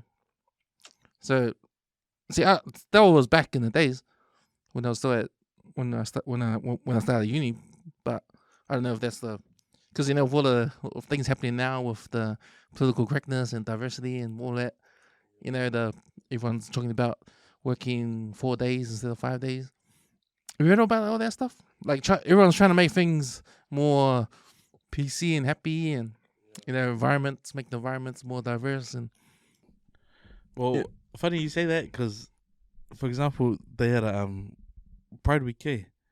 Pride Week. They celebrated Pride Week this week at our workplace, and they had a cake, and it was to accept the gay and lesbian community, and or anyone who fits that bracket, like the freedom to exercise that within the company. I crack up because I saw 2 India ladies that were working, and I know for sure, like Middle Eastern Indians, that's a no-no. And so one of the guys that works said to me something like, "Sorry, this cake for free is for everyone." And I go, "But you shouldn't really eat it if you don't support the gay and lesbian community, And he goes, "Yeah, but what the Lord says, whatever." But I said to him, man, I said, "But do you read the paper before you eat it, right? It says gay and lesbian. But if you don't support it, you shouldn't eat it. Because I believe if you eat it, you'll get sick." These 2 Indian ladies, had the nerve to say, "I don't believe, but I'll eat the cake, okay? But it might not make you feel like, like you deserve to eat the cake because you're not supporting this." But I wanted to, just keep going, but I didn't. I just laughed it off. I just thought, well, I wouldn't eat it because I'd happily accept if one of my kids was gay or not, or whatever, Because you're not going to disown your kids. I hate to think what you'd think of your kids if they came like that, Just, man, some people they don't think before they try and share their views on everyone else. But I just thought, man, it's big of you to have a big piece of cake and eat it with no troubles without reading the paper, what it supports. Yeah. Yeah, nah. I don't know what happens in those kind of workplaces anymore. Like working in factories and stuff, but I hope there was no other place like where I work, man. Yeah. So I felt dirty. Like violated. I felt like fucking nothing. Yeah. No, bro, that's like a lot of people could learn. Like I feel like a lot of companies need to have because a lot of places they put out surveys, and they call engagement surveys, where they try and get people to answer questions. But I don't think that there's real substance to engaging what your employees think. I think they should be done via podcast or open discussion. Because 9 times out of 10, whatever's on paper, you will have to elaborate even more. And usually there's never enough paper or screen to let you explain it.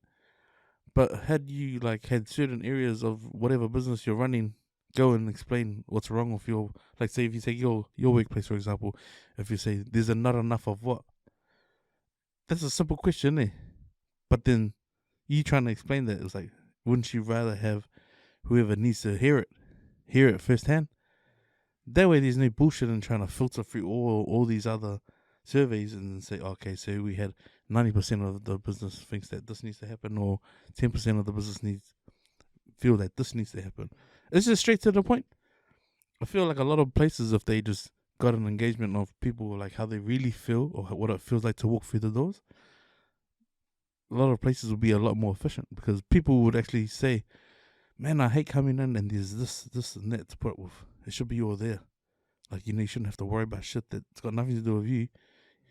That's the one thing that I notice gets under people's skins. Is if it's an incident that has nothing related to you, like directly, but maybe the area you work in, make it about those people. Don't share it and give it an umbrella sort of thing. Because a lot of places do it, eh? Something that happened on the other side of the factory is nowhere near you, yet it's being brought up in a conversation with you. Because then it makes you feel like, oh, fuck, why? And then there's that group, that area, now have this area looking down at them going, oh, it's you guys. That's how it all starts. Yeah. Like, people in places don't fucking filter that shit through. Like, they never think about it, eh? Like, it's just something so minute. But then they turn it into this sort of, see, those guys just had another fuck up in the area. And, like, Well, that's got to do with the morale, like you said, eh? And it's morale, bro. Yeah. Fucking, bro. A lot of places, they think they're hot shit and floating about. But, nah, man, reality is, like, fucking, they need to, dig deeper and just be a bit more compassionate towards people, I suppose.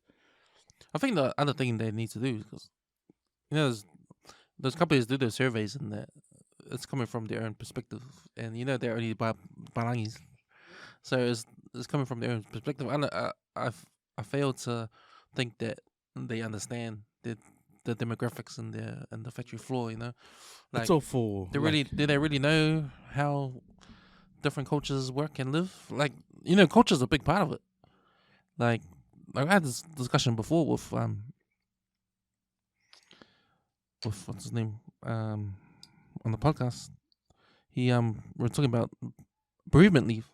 Bereavement leave is different for us islanders. Yeah, that's so true, man. I worked the last place I worked at. I was part of the union, and the union said it's up to the employees to educate the employer what it is specifically for your culture to be away during absence such as bereavement. Bro, some guys, they pick and choose when they want to support it.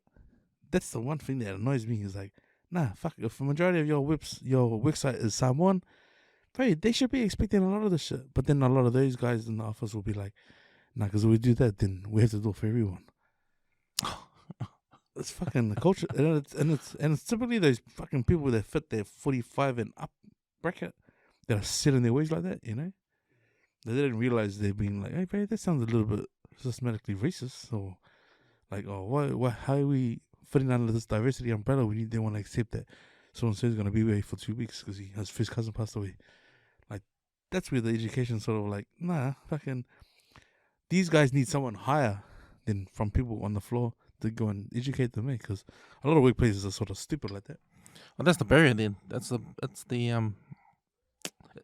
capitalism.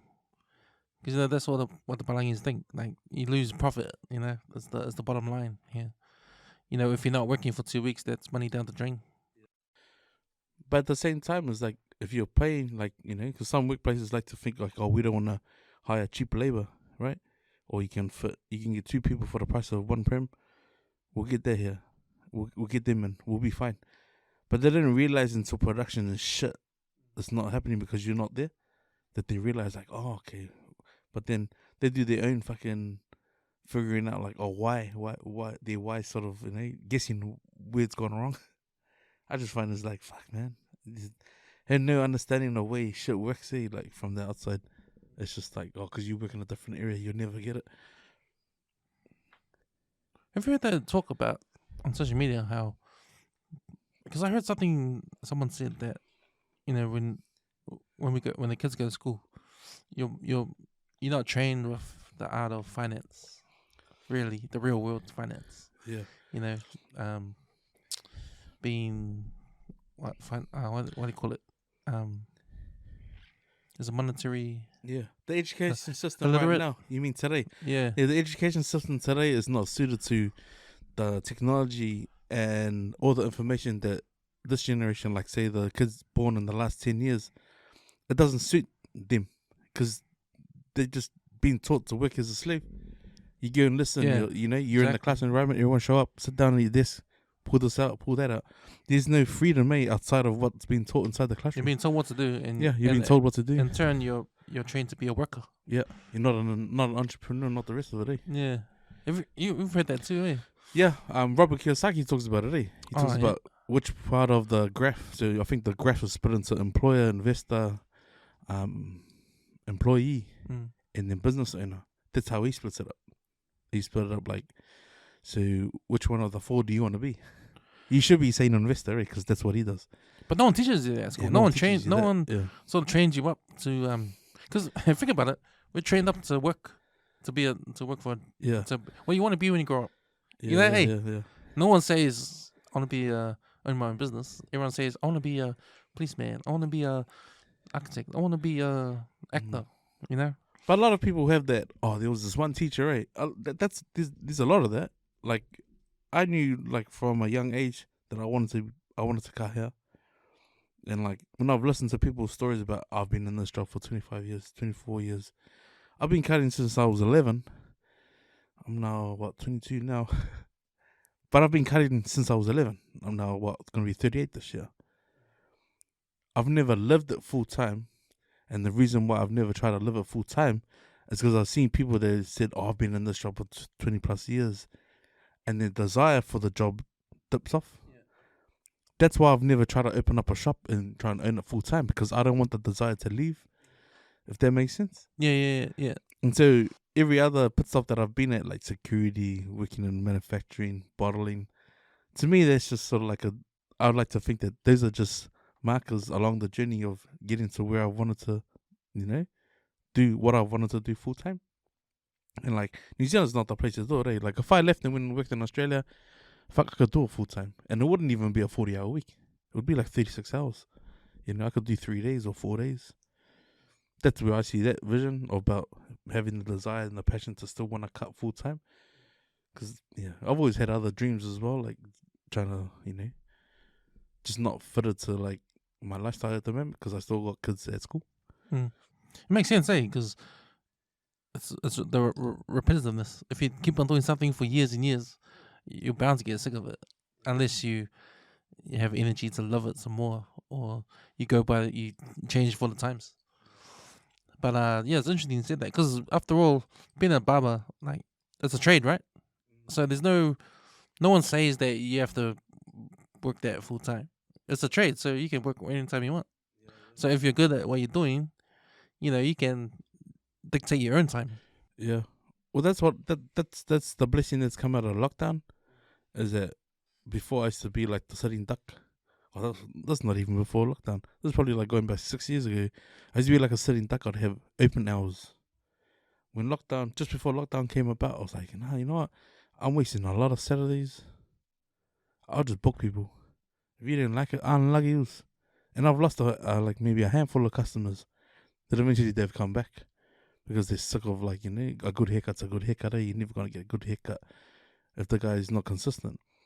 And I've had guys come back and now they fit into this booking system, and it's more or less like a 3 to 4 week roster of the same guys. They come in on their particular weekends, and like I've just stuck to it, and it just works with me now.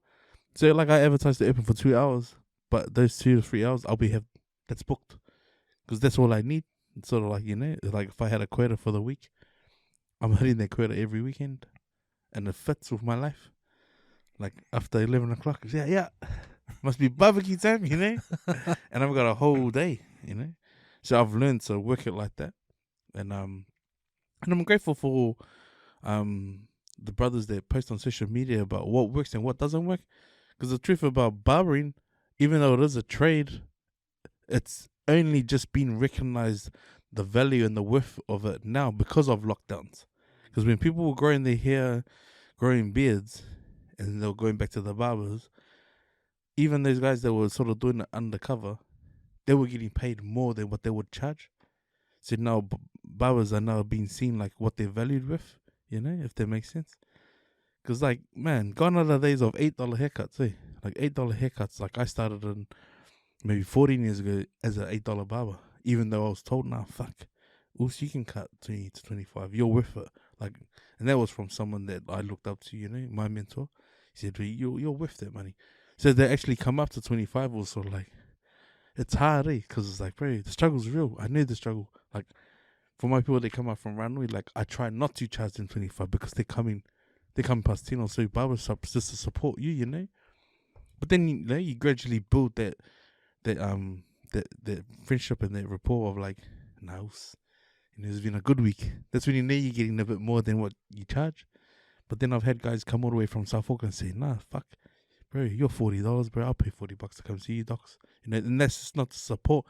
That's because, fuck, whatever I'm giving them for $40, they'll never get it out south, And then they come for the good pies and our good bakeries out west too. Because our west side bakeries are just, we're surrounded by the males. So 11 years old. So how did this start? Oh, man. At 11 years old. Mad love to my deaf. I got an old brother, he's deaf, eh? And bro, they guy used to fight for me with like, cut my hair. Like, you can imagine like a deaf guy with a real short temper telling you to cut and like hold a comb and try and get clip over a comb. Like, don't hurt me. Yeah, I was a skinny kid, man. And my brother used to like fucking scare me. Like, fuck, you're cutting it wrong. Do it like this. Put your head like this. I was like, God, fuck, don't hit me, please. But ever since then, man, it just gave me the confidence to hold the clippers. Like, I used to go set up at Comes and like watch guys get haircuts. And I just see some good haircuts. I just see some, oh, you forgot that bit, because your eyes sort of pick it up. That was before YouTube and that, And then I used to just cut the boys' hair, like my close mates, give them haircuts. Then I noticed that one of the boys, his cousin was a barber at Comes. I was like, I could do that, And then sure enough, I could do it. Then he started coming to me, and I was like, nah, get your cousin. He's always busy, I remember when like that. I remember when Kim's Cuts first opened. I was a young kid back then, like, and they opened, and it was the first time I actually saw like a under sort of themed barbershop, Trailblazer, right, bro? Because there was that one, and there was the one in Graylin. Bullies. Yeah, it was Bullies, yeah, and bro. one of the previous form guys, the Malu guy, was cutting near there. Yeah. And those two places were the like first sort of barbershops. Yeah. Our day. Yeah, man. That time. And like, you gotta give praise to those guys, eh? Because they were like visionaries, man. Like, if you look at the barber scene now, and I did a stint under Joe, and he passed away 3 years ago. But everyone that worked for Kim and everybody that is someone is cut from that thread. So if you know someone that's in the barbers game that hasn't been traded up or like got a New Zealand qualification barbering or Australian one, they either worked as an apprentice in one of those two shops. So it was like, if you said to someone, oh, where did you cut? And you go, oh, I worked at and I say I worked at Bulla Barber. Oh, true. That's enough to say, okay, I'll just contact some guys who worked at Bulla. Do you know so and so? That's how it works. That's all you need. You don't need the paper because it's like then you let the cutting do the rest, But like usually guys that have worked under Kim or worked under Bulla, everyone knows them, man. Like even you, like you remember the guy, the previous form guy that worked at Bulla. It's like if he's still around cutting, you would know him, man. Like you can vouch for him. You go, no, that guy worked at Bulla, Because those two shops are so iconic. And it's like, bro, everyone that's done a good stint and then earned the shop out west, they worked for one of those two guys, or even around the world. It's like, bro, that's sorry. He's a good barber, eh? You just know straight away. It's like, oh, nah. You don't need to do a credit check or, where he traded up with, fuck, nah, he worked, that's where he worked. Yeah, so I was fortunate enough to get some time under Joe, man. Like when he owned West Coast Barbers. Yeah. Because What was that? Sure, that would have been like 2009. 2009. Whereabouts is West Coast Barber? He was on West Coast where the dental clinic is now. Oh, yeah. So he owned the shop there. They used to be at old Kim spot as well. Oh, yeah. But he got offered the shop. And then like so just from West Coast Barbers, like you see guys like Fatu now. He's over in Oz. Man, he opened up a few blades, Suede 101s. Now he's a TAFE educator. He's and these guys are killing it, eh? That's politics. Nate the Barber, even Nate the Barber over there is in Sydney. Like, guys that have just blown up. Like, I followed Nate only through that circle, and he cuts full time from home, man. He literally has the calendar month fucking booked. Yeah, bro. And like he does his own graphic as well on his calendar, and he'll have the time, what's available on what day of that month. Like I'm doing weekends. Fucking this guy's got the month penned out, and he's even got this thing. If you don't show up for a haircut, yeah, you got 25% onto your next cut if you pull out the same day or the day before. Because that's hard for him, because that's his bread and butter, man. He works full time from home, But like seeing stuff like that, like that's powerful, man. Like I have now put that on my barbers, on my customers. If they text me the day before, I'll let it slide. But if they text me the hour or the hour they were supposed to be there, I'm like, fuck you, cunt. I'll just put another $10 on top of your haircut, or because you lost money, man. Yeah, bro. So there better be a bakery run with that shit. Yeah, bro. So I got a guy. He comes every week, bro. He brings me a bacon and egg pie and a hot drink every fucking week without fail.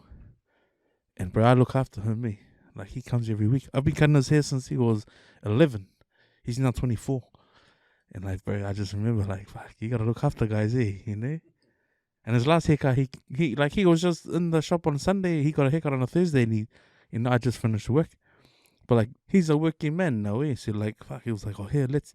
And like when I saw the 50, I was like, that's too much. But you were just in there 4 days. He goes, nah, bro, your time's family time. If you're cutting during your family time, that's your family time. It's all good, But that's how much love you get as a barber, when guys do stuff like that. Because it's like, oh, nah, bro, straight up, bro. Because if I had to give me my actual work hourly rate, probably another couple of dollars more, but 50 will do, But, nah, it's good, man. I love cutting, Like, that's the one thing I don't want to lose as a passion, is that fucking, being in the business for that long and then, nah, if you want to check it in, Is it all about the, because it's not just the cutting, it's talking to the customers, It's the whole... It's the whole banter, Bro, my concept probably when I finish that bar is probably I'll have a Cameron's bar on that side, the t-shirt press on this side, and then all the bars on this side. And maybe if my wife can fit in a little muffin break at the corner. Yeah. Yeah, man. But it has to, because, they say like the shop's got to have a point of difference, And if the point of difference is the bar or if it's the shirts, man, go try some pay fella in the corner at least, Because I like to think that I can pull customers myself. Just by saying, oh, I want my hair cutting. Because I've done it before when I worked in another shop. Like I've cancelled my cuts from home and said, I'll be at the shop in Avondale. And then I've had my customers waiting for me, and that's in another shop. So, that's how's it work? Genuine. How does it work with the shops, with barbers? Can they just oh man, it's the book a seat? Or nah, the book the seat's probably the best thing for it. It's like, if you book the seat, say you'll be paying like $100 a day. That means you need to cut more than 100 before you start putting money in your own pocket. And that's easy, bro. That's easy, because it's like 2 or 3 haircuts. If you get the cut and shaves, you're 2 cuts deep. 3rd cut of the day, you're making money. Oh, 100. You just need to pay 100 a day. 100 for the chair for the day.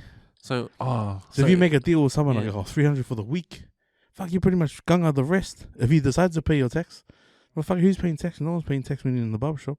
That's why so many of them are going up and people are washing their money through the shops. There's no such thing as an honest shop anymore. That's true, bro. But yeah, that's how that works. Otherwise, they cut you on commission. And it's usually like 60-40. 60-40 if you're an employee for the shop. But then, obviously, the prices are going to be a lot higher. But yeah, that's generally that's an old school. It's been around for years. Or you can come in as a contractor and just ask for half of it. But it just means you got to fucking cut high numbers, Because I remember when I was a kid, like my mom was the hair cutter in their house, with the scissors. cutting everyone's hair. Until I got to like maybe thread formed and the scissors won't do, man. Need to get a fade. Oh, tell me about it, man. I had some pretty hard case haircuts with the Sidulu way. I was like, are you gonna use the clippers, mate? No, not yet. Okay. Yeah, man, my dad gave me some pretty crack up haircuts here. But you don't want to do these. Oh no, it's alright. But at the same time, you don't go, can you just take me off the road? Okay, the scissors will do. Crying anxiety. So we're doing the haircuts at school, like taking the clippers to school and my barbershop at school was when I was at Carlson. Fuck, I had the Beam Pavilion. I had downstairs, man. That was my shop, Literally, bro. Like after activities or before after activities, like we would have training, then we'd have so we had training, then it break out into lunchtime, then you had like first block. So I had to go and book up my little setup. And it's funny, man, because like I'd have some of the boys, like my class boys, like come around and go, oh, where's Les? He's cutting hair. Then they just come in like banter, and that was sort of like the barbershop theme, That's the man, like the sound effects when the clippers is going on.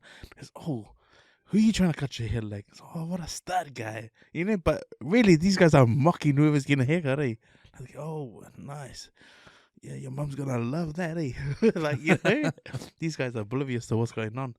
But then, if these guys weren't paying me money, they're paying me with food. So I'd go around, ask all the boys, what do you want?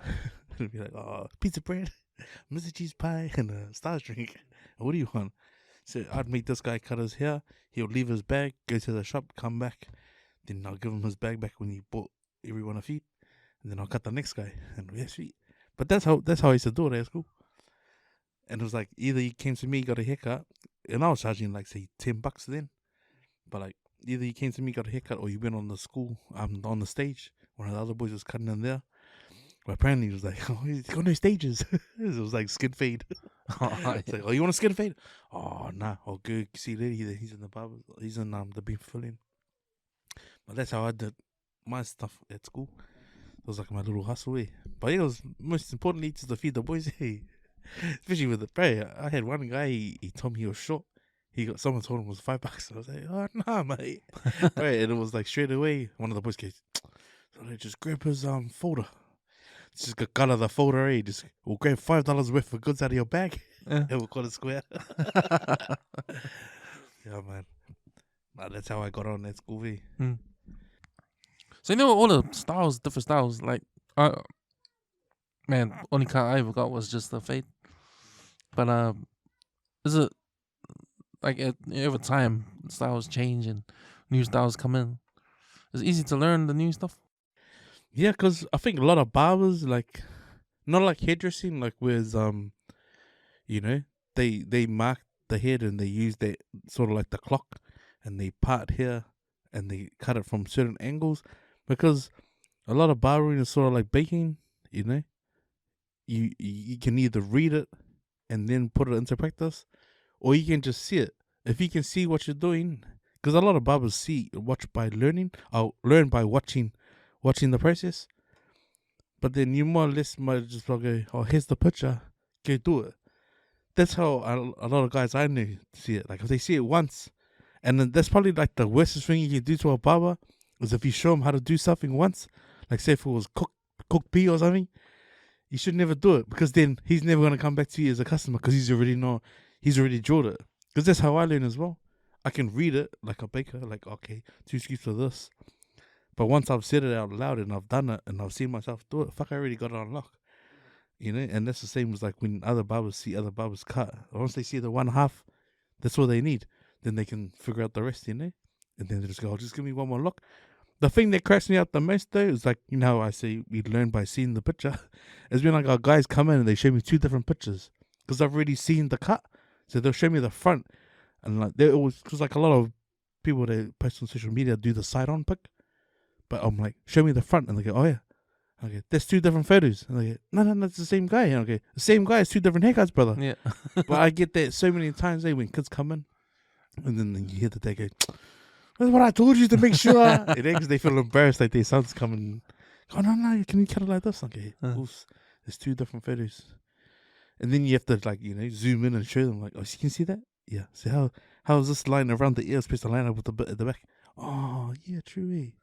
But I can make that your cut if you want. I can fuse it together. And they're like, oh, no. Oh, what do you think? There's the wisest thing you can ask the barber too. What do you think? You don't know what I think? I think you should have your own mind made up, motherfucker. Fuck. See, I always thought, like, if I didn't know what to get, I asked them what suits me. But that's the wrong question, to ask you. Yeah. I think if you put it like, I want to try something new, then you build from there. That's where the conversation should start.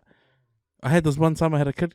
He goes, okay, what are we doing, bro? And he goes, something new, something fresh, bro. And I go, yeah, like what? And he goes, I don't know. And I go, and I took my hat off. I had a baldy. Okay, like this. And he goes, yeah, bro, just hook me up with something clean.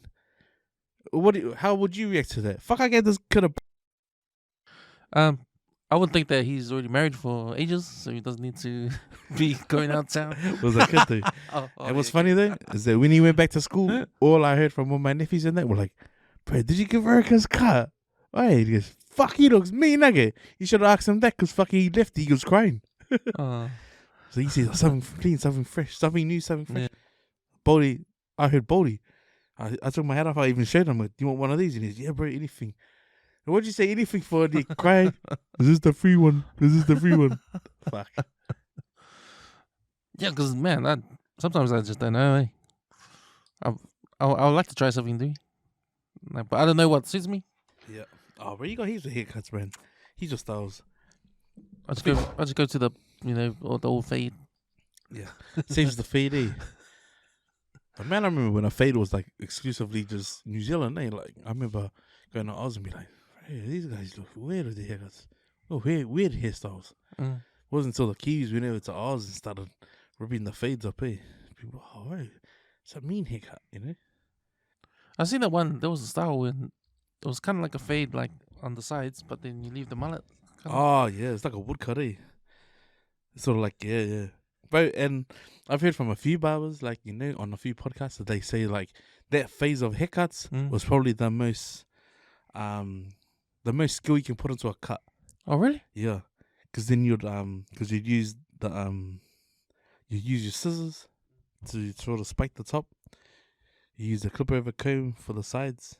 And then if you're going short, there's a lot of fading technique because the fade needs to start from the side to a certain point, eh? And then you use and you'll be blading it up, sharpening, because you use every aspect of the barbering technique just on the one cut. Whereas with the fade, you can just get it with the clip and the comb. And if you're lazy, just use the clip and comb over the top, but then pull the scissors out. But yeah, I remember when I heard that on a podcast and I was like, fuck, true, eh? Like, guys that really cared about doing that haircut, executing it really good. Yeah, that's pretty much everything you do in if you were working in a salon, clip over comb, setting up the top, spike it, That's what I was gonna say. I was gonna say, the person like me, if comes in and says, "Oh, I don't know what I want," do something that suits me, and then the answer will be, "Mate, Ronnie Wayne's is there. Ronnie Wayne's down the road, bro." Oh, that's easy, eh? Like, yeah, usually if I get someone new and they say like, "Oh, yeah, what do you think?" And I'm like, "Oh, are you a up and go in the morning sort of person, or you are one who's I got a couple of minutes to try and impress this gang at work? What do you reckon? Somewhere, fuck, hard part, bro, for fucking comb. Shit, bro, I got you, bro. She'll fade. Like, if you want to grow the stubble, you're gonna keep the beard. Bro, that's when you have to know the intentions and all the context on the day. Why? You got... That's cool, man. That's funny.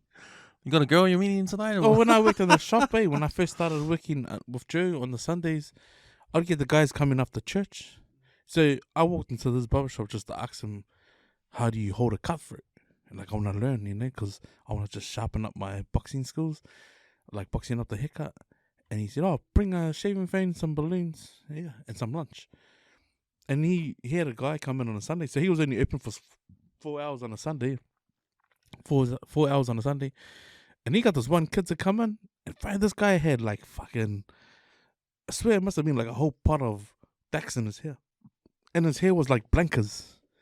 And I go, what was your last haircut? And I was trying to like not trying not to laugh, but be like, man, your hair's like fuckly, eh? Like, tell it, bro, your dad does not love you, bro, because your hair's like gorilla, eh? Like Blanca haircut. Yeah.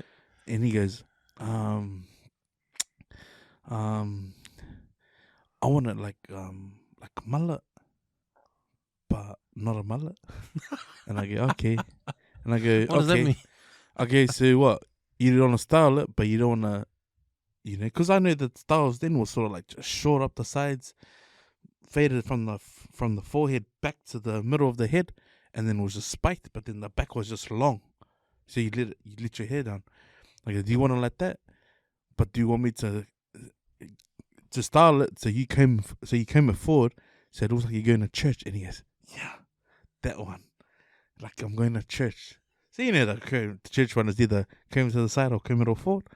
So we executed the haircut, eh? And then just as his dad was like getting out of the chair, I quickly, because I had got enough decks out, and I styled it the way he wanted it styled. Okay, so you can style like that. And he's like, yeah. And then when you get ready to go to church, just settle it down. But his face just lit up the room, eh? And what was funny is that I remember Jay looking over at me, and like the way the kid was looking at me, like, and he got a fist pump, eh? And he's, father could never fist pump me. Like, hey. But all I said was, do you want a church haircut? Like school, like when you get to school, collar up, shorts halfway down, non-regulation shoes, and spike up the back. And then when you go to church, button up your shirt, look tidy again. Like, that's what I said to him. And he just laughed at me. Bro, you got that gift of cutting and talking dogs, bro. That's rare, eh? So I think that's the trick, bro. Like to give them the situation where they want to be in. Oh, bro. It works all the time, bro. The haircut's all about image, right? Yeah. But it's also about where you're going with your haircut. Yeah. What space you're going to be in. Yeah. And what frame of mind you're going to be in with your haircut. Yeah, because just like when ladies go to the salon, they say, how are you going to wear it? How do you want to wear your hair? That's why the quick one is you just get up and go ones, or do you want to actually take time to style it? Oh, yeah, probably spend a couple of minutes and style it. Sweet, easy. And bro, usually when you lock them in like that, bro, they're locked in for like 2 or 3 months with that style, hey. So the point was like overgrown. It's like, oh, you gonna try something new? Oh yeah, maybe. But that's all part of like loving the cutting as well, eh? Yeah. And seeing people transition from baldies to like fully growing their hair, or even growing a beard, man. Yeah, because these are things you never think of, right? The barber's always trying to think of making the customer happy, and part of it is to know the reasons why. Eh? Yeah. Man, because right now I'm 44. I don't care about fucking haircuts now. I've been settled down for a while. Doesn't matter anymore. Just all I want to do, I don't want to brush my hair in the morning, so make it short as possible, baldy, whatever. I don't care. It's funny, man. I have a little trick that I always share with guys when they come in, or if I haven't seen them for ages. And it's usually a stab at them, like I know, bro. Like that's their reaction when I say it. Like, you all good? So they go, you what? You think all good at home? They're like, oh, what a sad guy. I go, nah, man, your hair's not looking too good there, buddy. Like, oh, no. So he's been busy, eh? Did you ever? Huh? I hope you don't wear the polo to battles. Did you ever work full time at a shop? Nah. There's no money in it. It's struggle street, especially on commission. Like if you got 2 haircuts for the day, yeah, $20. You be in the shop 8 hours, you gotta pay $20. You can't go nappies with the $20. There wasn't even enough to pay for the gas you took to the shop. So nah. Oh, because I knew how hard it was to work full time. Like, how do you feel about the prices of haircuts now? Because they've gone up, like over the years. Yeah, it's well overdue, man. Because I do remember the $10 ones. Yeah, I think there's a barber collective that rallied up, and they've been having like these funnels talking about the prices of haircuts and what they need to do to stop the new guys coming in and like undercutting, like undercharging. Like when you undercharge someone, you're just undercutting the value of the barber. It's like if you had a whole shitload of builders, right, come in and say, oh, I'll do the job for $2,000. Then you have another guy, I'll do it for $1,500. Everyone's going to be trying to throw the work at the $1,500 guy, right? Not knowing that, oh, fuck, what about these guys now? They just wait to collect whatever's left over. And then that's just a handful of jobs. But whereas when they've collectively said, fuck, let's stomp that out and say kids are $22 now, $25, adults are 30, anything up 35, 40. That's the way it should have been years ago. But because lockdown has done a lot of things for the barber world, it's like it's putting the value into the cutting, which is well overdue, man. It's well overdue. Because they were busy when lockdown finished. Yeah. Especially that long lockdown we had, people wanting haircuts. Man, I saw this famous post. It was like, fuck, you're willing to pay, put $300 on your feet, 90 to $100 on your head, wear a hat, but you don't want to spend fucking $30 on a haircut. It's $30, man. That's fucking nothing. And then you can go buy your $100 shirt, but you don't want to spend, if your hair looks like shit, well, and you don't want to spend $25. It's like, what does that say, Priorities, buddy.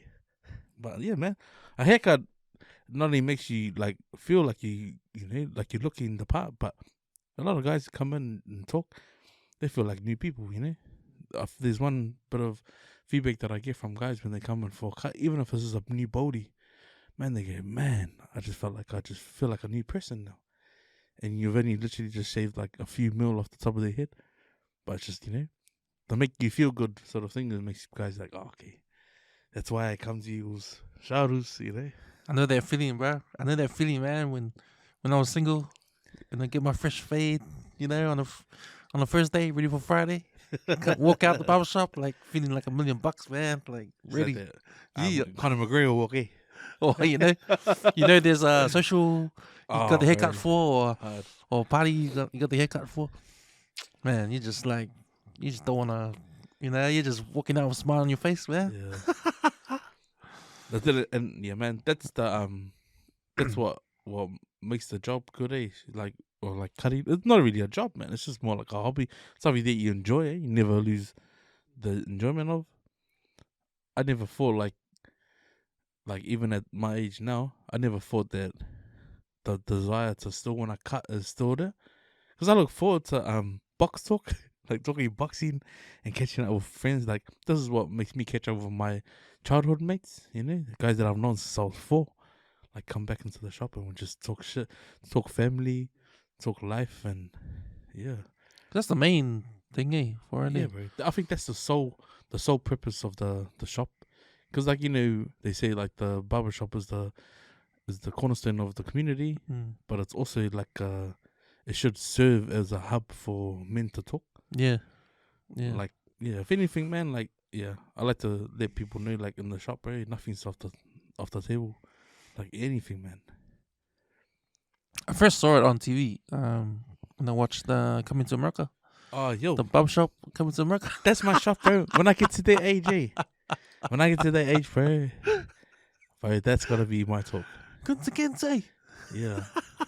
I imagine my one, when the guy playing his dominoes say something like, what about the Deontay Wilder and Tyson Fury fight? And I was like, fuck, shut up. If the ref didn't count from 1, it's gotta be money. If the ref didn't fucking start the count from 1, fuck. So you made a nice little thing at home, eh? If you're in the garage, you got your barber chair down, you got your TV, you got the boys coming out. I had a pleasure of you giving me a haircut a couple of years ago. But man, that's a nice setup you got at home, bro. Yeah, I've changed it a couple of times, because I've done work on the room that I was in, and that's been like a labor of love. I've now got my daughter moved into that space I was cutting, and I'm cutting in the other side where I have my old man's car parked up. But now it's easy, like I swear, like I probably put maybe. So I put $60 into my first pair of clippers that I bought when I officially went that I was gonna be cutting part time. It was over a drunken bet too. Like one of my boys said, "Oh, I bet you can't." I was like, "Fuck!" And he's like, "I bet you that bottle of wild turkey that you would be cutting this weekend." And I was like, "Damn!" And he's docs, if you open up, I'll come every week. And he came every week, and I was like, "Fuck! I gotta cut now." So literally in that first week, I paid for my own clippers. Then it was a matter of just getting something else. My wife bought me a chair. And it was like a $200 chair. I managed to pay that back to her within the end of the month. Then I opened up an account with a barber supplies. Then I was just getting because I had been going like quite frequently. Then they offered me like, because I'm not a registered business like in their eyes, so they were like, oh, would you want to open up an account with us because you come in every other week? So for them to give me like a official account, shit, I just start taking stuff and just paying it at the end of the month, and it's grown from there. So it's been good. I think one of the best things I ever bought myself was a king size chair. So I got a barber's chair that can hold Ave and probably sit Ave's body flat. And like, I'm talking like where, because I've had bigger guys than Ave come in, and on my old chair it felt like they were sitting forward because they're quite big. But my retro chair is still solid. I'd never get rid of it. To me, I had a lot of good conversations and on that chair. But my new chair is a big people's chair. So I managed to buy me that after like 10 years. After 10 years. So once I'd been cutting 10 years as Leti the barber, I managed to buy me the chair, and I'm just grateful that I got friends that they put me on my place, keep me humble, and just say, fuck, do you need it? What do you mean? Is it gonna make the haircut any better? True that. If you don't need it, then get it. But yeah, when I finally took over 10 years and I told my bro, if I can give me a chair, I made him come and choose it. So he came and he was like, get that chair. So I literally can sit on it and I can put my thumbs on the side of my mully, and that's how much space I have in the chair. That's how wide the chair is. So they're like rare chairs. Like not many barbers have a chair like that. Can hold up to 250 kilos and I can still bump the chair up. I had the pleasure to experience the atmosphere in your shop, and remember the TV screen and the music videos going on and the music. You gotta, man. Because if someone's got nowhere to go, you gotta make them feel like they got somewhere to go. Yeah.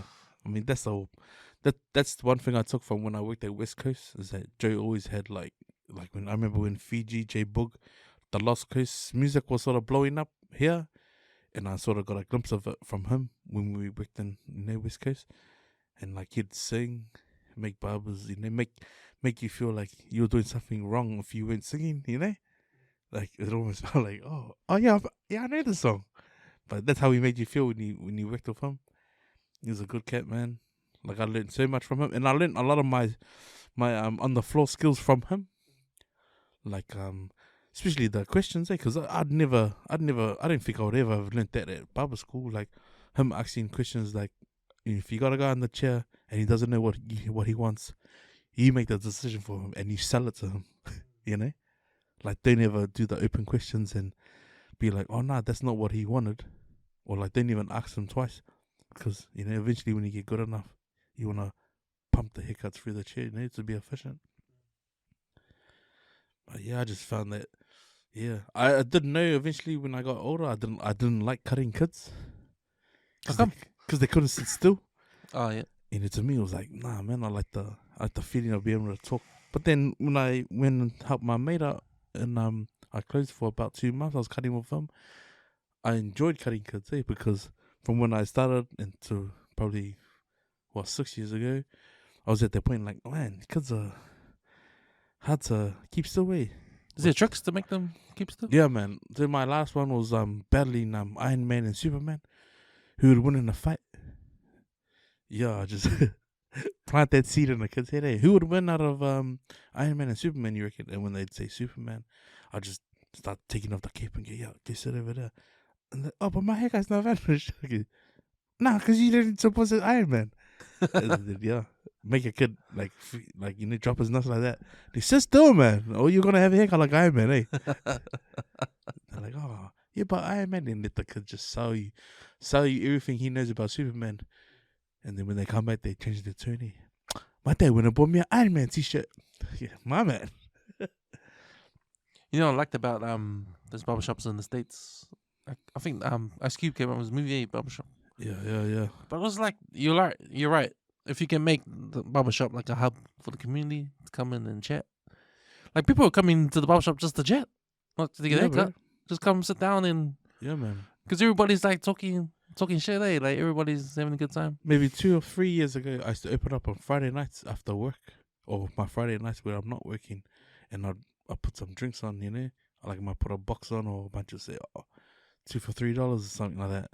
And then I started getting like a following, man. I'd have guys come have after work drinks from like either schools or pre-drinks before they went out, but they got a haircut.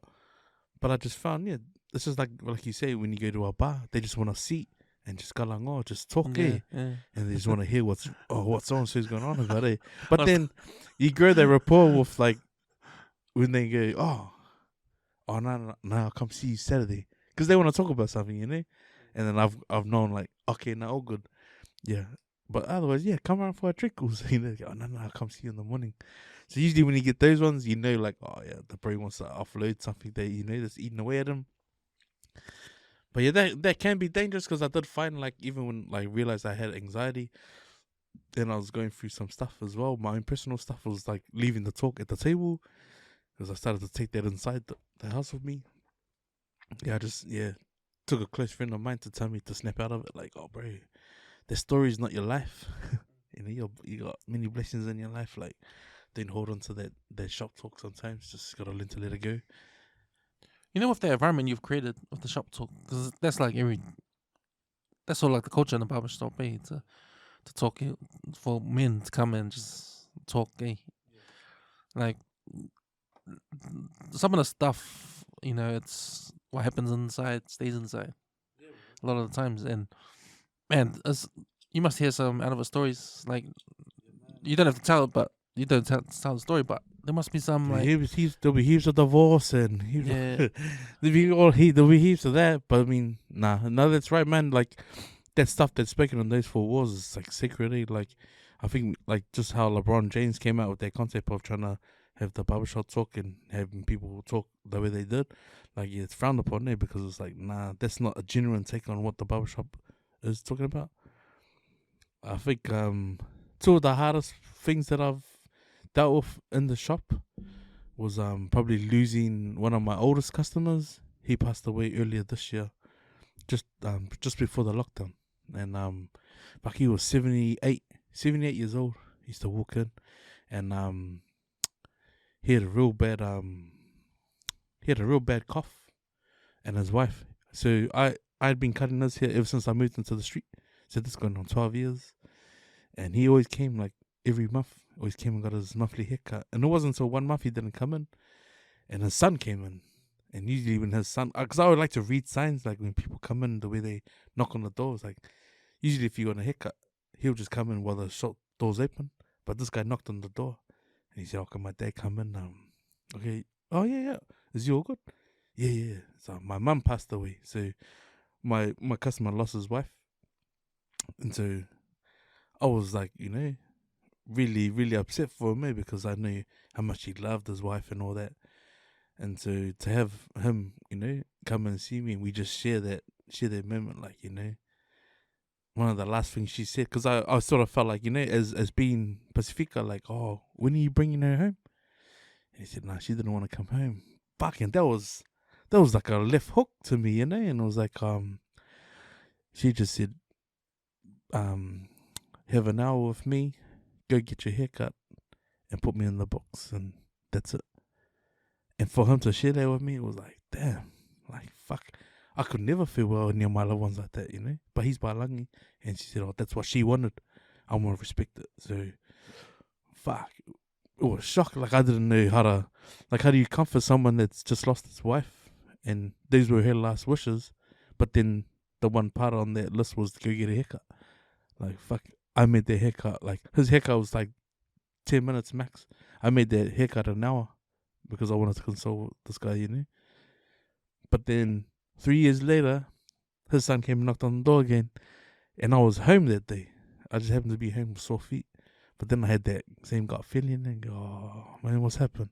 And he's like, yeah, Dad passed away last night.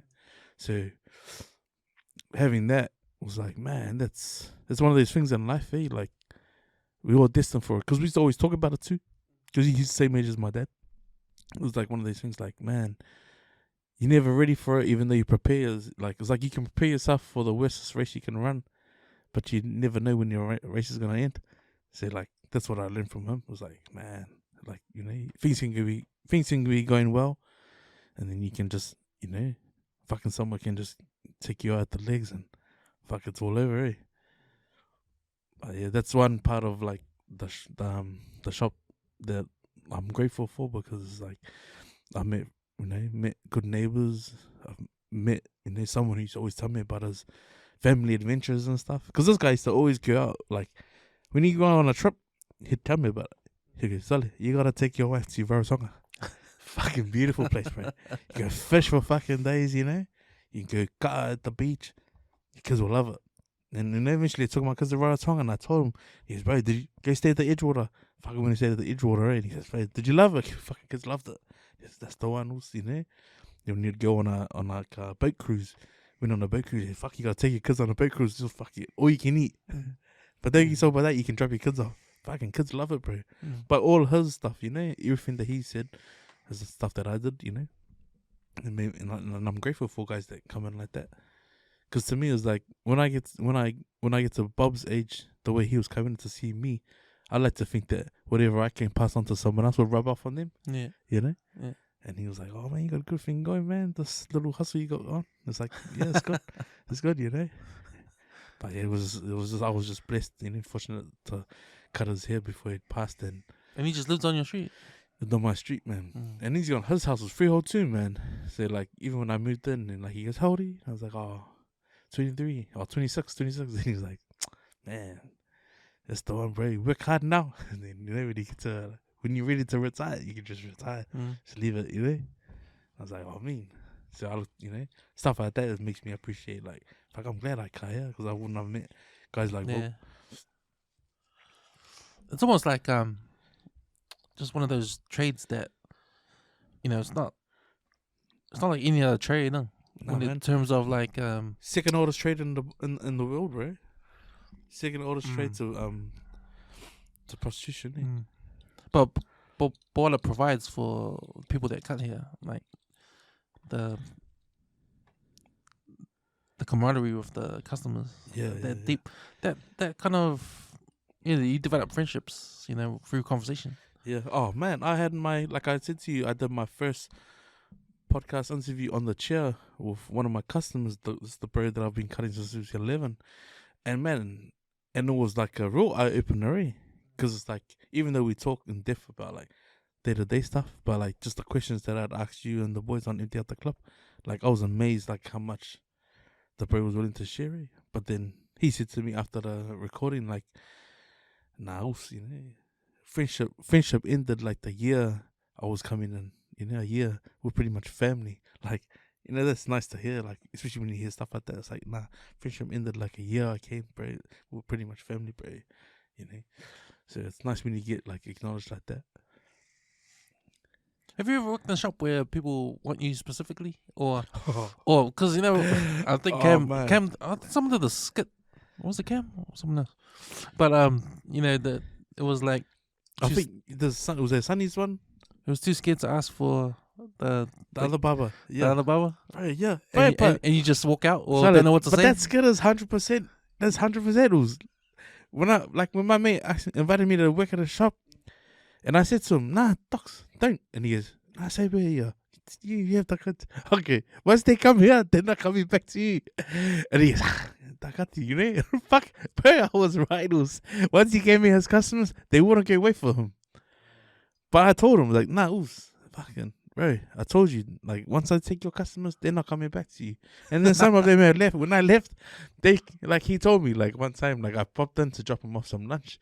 I'm like, "How's things? Good." And he goes, "Hey, fuck, 2 young guys that used to come here, are they coming to you?" Okay, why? And he goes, "One of them came one day, he saw you in here, and he asked me, 'Oh, where's the Samoan Chinese guy?'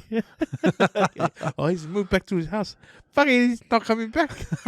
I was like, "What did I tell you?" And he goes, "Nah, all good." But I just laugh, They don't want to tell me they don't want me to cut their hair.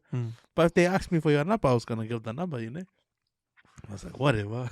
So how do barbers feel when that happens, when the person, "Oh, your next," and they say, "Oh, no, I want that guy"? Nah, fuck. I couldn't, bro. I couldn't care less, man. Unless he's a good tipper, then I'll be like, fuck. But if he's like one of those just pay, all good. Because I remember being in that situation myself. Like You were the next in line. Like I'm the next in line. I wanted that guy, but he didn't finish it. And I gotta finish it. I was like, oh, but I just put my head down. Like, oh yeah, go do it. Yeah. But I wanted the other guy. But I was too embarrassed to. Was there no one next after you? No. Ah, damn. I was too embarrassed, or maybe there was someone on there. I can't remember. But I remember being too embarrassed to say, nah, I want that guy. Yeah. Oh Yeah, man, I was embarrassed to do that. I don't think you should ever be embarrassed, But I do believe that you should give a guy a chance to.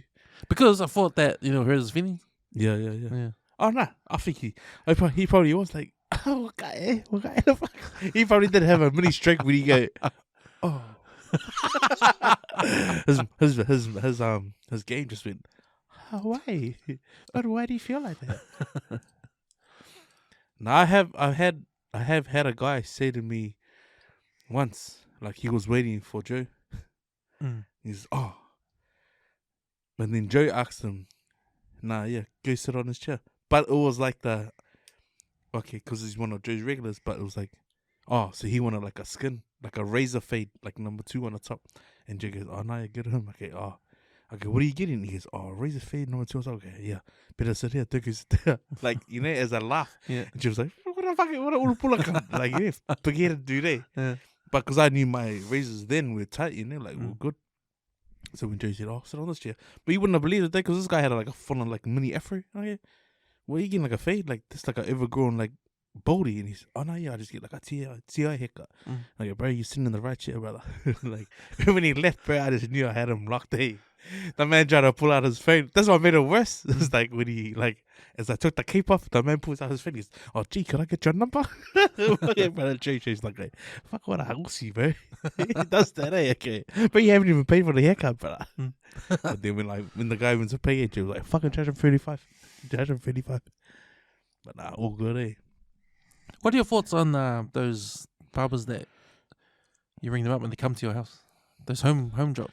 Home jobs. Oh, bro, there's a market for it, eh? There's a market for it. Is there plenty of guys doing that? Or nah, not really. I think COVID put a damper on it. Like, I knew a guy, like the guy I used to work, one of my mates, he owned the shop in Avondale.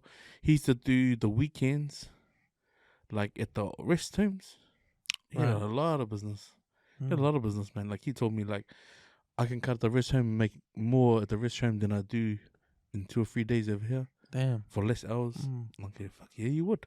That's a good gig. The rest homes, like, rest homes, how many men there want a haircut? See, yeah. I mean, not only that. He told me he got put off maybe doing the ladies. Like, he felt like, oh, it's not right for me to touch another lady's hair. It's my wife's like, oh, it's piss. He said for him it was bad enough he wasn't going to church, but then he was going Sundays at the rest homes, and then he was cutting ladies' hair as well. And he felt like bad. But he said, nah, it's good money. But then I've heard it from many people. They go, oh, you should think about getting into the rest homes. I'm like, nah. Because, bro, chances are you're going to get attached. You get attached emotionally to your customers, right? Unless they, like, just don't talk. I guess the conversations would be different, eh? Conversations would be way different, bro. Well, imagine, bro. Like, the non-talk ones, the dementia ones. How many more days do you have to levels? Fuck. Hey, fuck that, man. Damn. Or the dementia ones, eh? Pretty straight up. You mentioned you got the dementia guy on the chair and he's cutting his head. He goes, what happened to your mate? He goes, oh, 0 fade. I was like, what happened to your mate? No, the one he died. Then he goes, 0 fade and be signing you all over again, eh? Oh, my mate, he died. Fuck. You must have had to have a strong heart, eh, to go there. Then yeah. My mate that was cutting, he was pretty stone cold like that. Like, just thinking about the money, eh? That's all. Yeah, well, strictly business. He had to get his son and his nephew to give him a hand because he felt like, oh, it's getting a bit much. Eh? But now, yeah, there's a market for mobile barbers, man. Yeah, I reckon, because things are looking like heading toward convenience. Like, you got Uber Eats. Yeah, a lot of people using Uber Eats. No one wants to drive anywhere to pick up their food. Yeah. Why would you want to drive to get a haircut? Yeah, true. The one thing is, like, because I used to always think like, oh man, I'll cut anywhere if I love it that much. But there becomes a point, right? Like when I took my gear over to Melbourne, and Melbourne weather's fucking looking outside through the windows inside the house. It's like windy as it's raining. But I was cutting and fucking hair was just blowing everywhere. I remember cutting like that and I was like, fuck, this is one thing I would never do again. Because the cape can't even fucking, it's just like, you know, you're cutting, it's like, you know, you're like fucking lower on this motherfucker's hair. But I told myself when I got to that point, I was like, fuck, it has to be worth it. I was cutting for free, but it has to be worth it, you know? Like, you can't control the elements, but it's like, I would never put myself in this position again. Because I was being tortured, bro. Like, literally, like, with hair flying all over the place. Trying to come out one way and the hair's blowing over. You're right, man. Because you can't control where you go to the place and they might not have the right lighting. Yeah, light that's exactly it, man. Like, I did my cousin's through lockdown and he had a detached little carport he built himself to drink in. Had a fireplace in that. But then, yeah, shit lighting there. Lighting on one side. No swivel chair. I didn't take a swivel chair because he said, I got a computer chair. And I didn't realize I was like, oh, trust your word on it, cuz. Fuck. My back was killing me, eh? But it was like, it was worth it, you know? It was worth it in the end. But I just said, I don't usually cut this unless I take everything myself. But I usually take a swivel chair. Yeah, it surprises me when guys just try and cut off a normal chair. I'm like, nah, bro, you're gonna have a sore back after the third haircut. What's the what do you think the price should be to go right now? For mobile haircuts. Oh, bro, it's like wedding may add an extra $10-15 on top of what you normally charge. You gotta pay for petrol. I mean, your time. Like, I'm thinking like if you go anything more than a 10 or 10K radius outside of your neighborhood, man, you can easily charge 15. You pay almost $10 for pizza on top of what you're buying from the shop. So you might as well charge your petrol rate and then, you know. You say there's a market for it, but it seems like there's not many people doing it. Why do you think is that? Just in case you get sort of right. You might do this. Oh, you got 4 haircuts and then you go, it's on the house, boys. I don't know. Maybe it's the convenience of setting up. Like, yeah, if you got the right gear to set up, or you know how much light you can cut in without, you know, having to look hard, you can do it, bro. But I wouldn't want to do it. It's just a comfort thing. It's a comfort thing, eh? Being in your own environment. Yeah. I mean, because I got a mobile case, and when I did have it, I had like my mirrors, 2 mirrors, scissors, 3 pairs of clippers, and it was good to go. The only thing I didn't, and a speaker, the only thing I didn't have was a chair. But then I took a swivel bar chair, it was enough. And it was just, all that's missing is the walls, man. But yeah, I think, it comes down to like how comfortable you are, just cutting with no walls, and it's never there. Like, you're never there to cut to make that the conversation sort of thing. You're there to get through the haircuts. That's the only thing, eh? Otherwise, you'll be there. You imagine you're there and you're trying to talk, and you pretty much worked a full day at one guy's house. It's only 5 haircuts. What the hell? Shit, it's not even worth the petrol, eh? True that, eh? You probably get less haircuts done. Yeah. If you're always traveling. But in that case, like, you know, when you do the home call-outs, bro, you can guarantee, bro, if they say 2, they're full of shit, bro. A 2 usually turns into 7. That's what I figured. Like, if they say, it's just 3 of them, you can add another 2, 3 guys. Yeah. Nah, that's about 9 guys. So how are you running your shop now? Is it just the weekends? Yeah, just by text appointment, bro. Oh, yeah. See, I have my 7:30, 8, or 7:30, 8 o'clock. But I put on my Facebook 9 to 11. I have those 4 spots always booked. So I just leave room for whoever wants to come between 9 and 11, which is enough.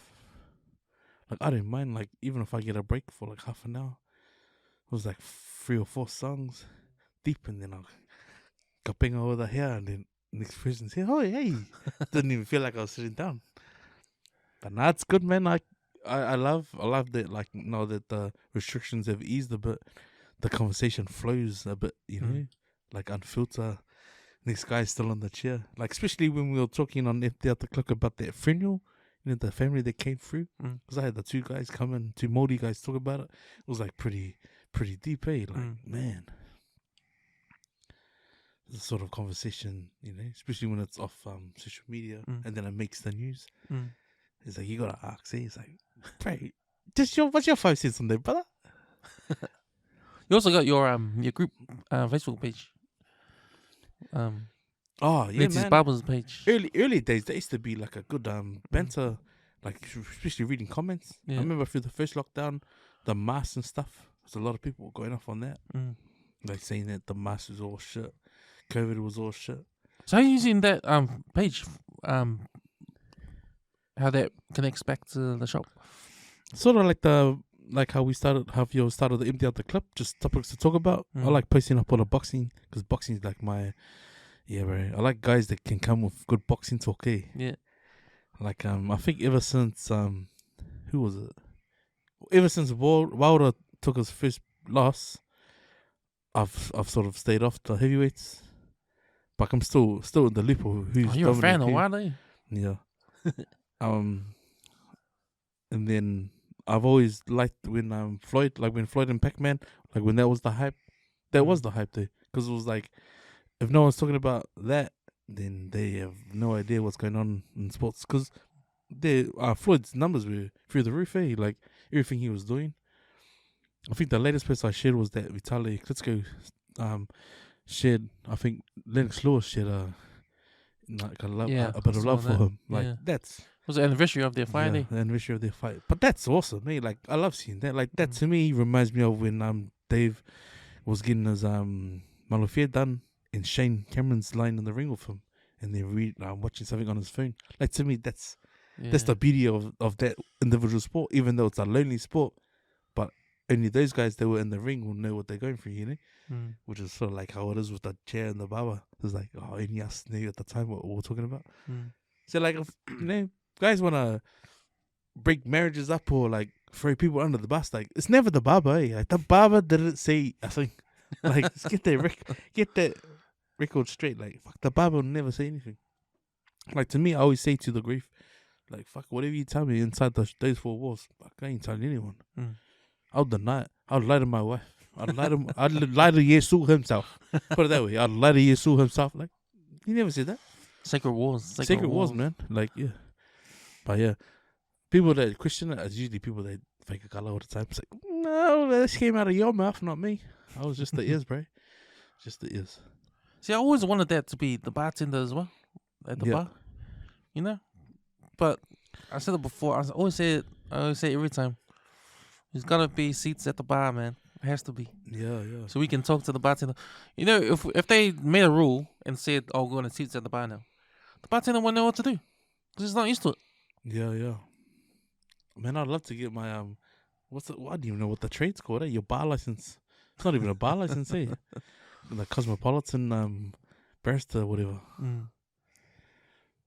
But now, that's an untapped market, eh? That's an untapped market.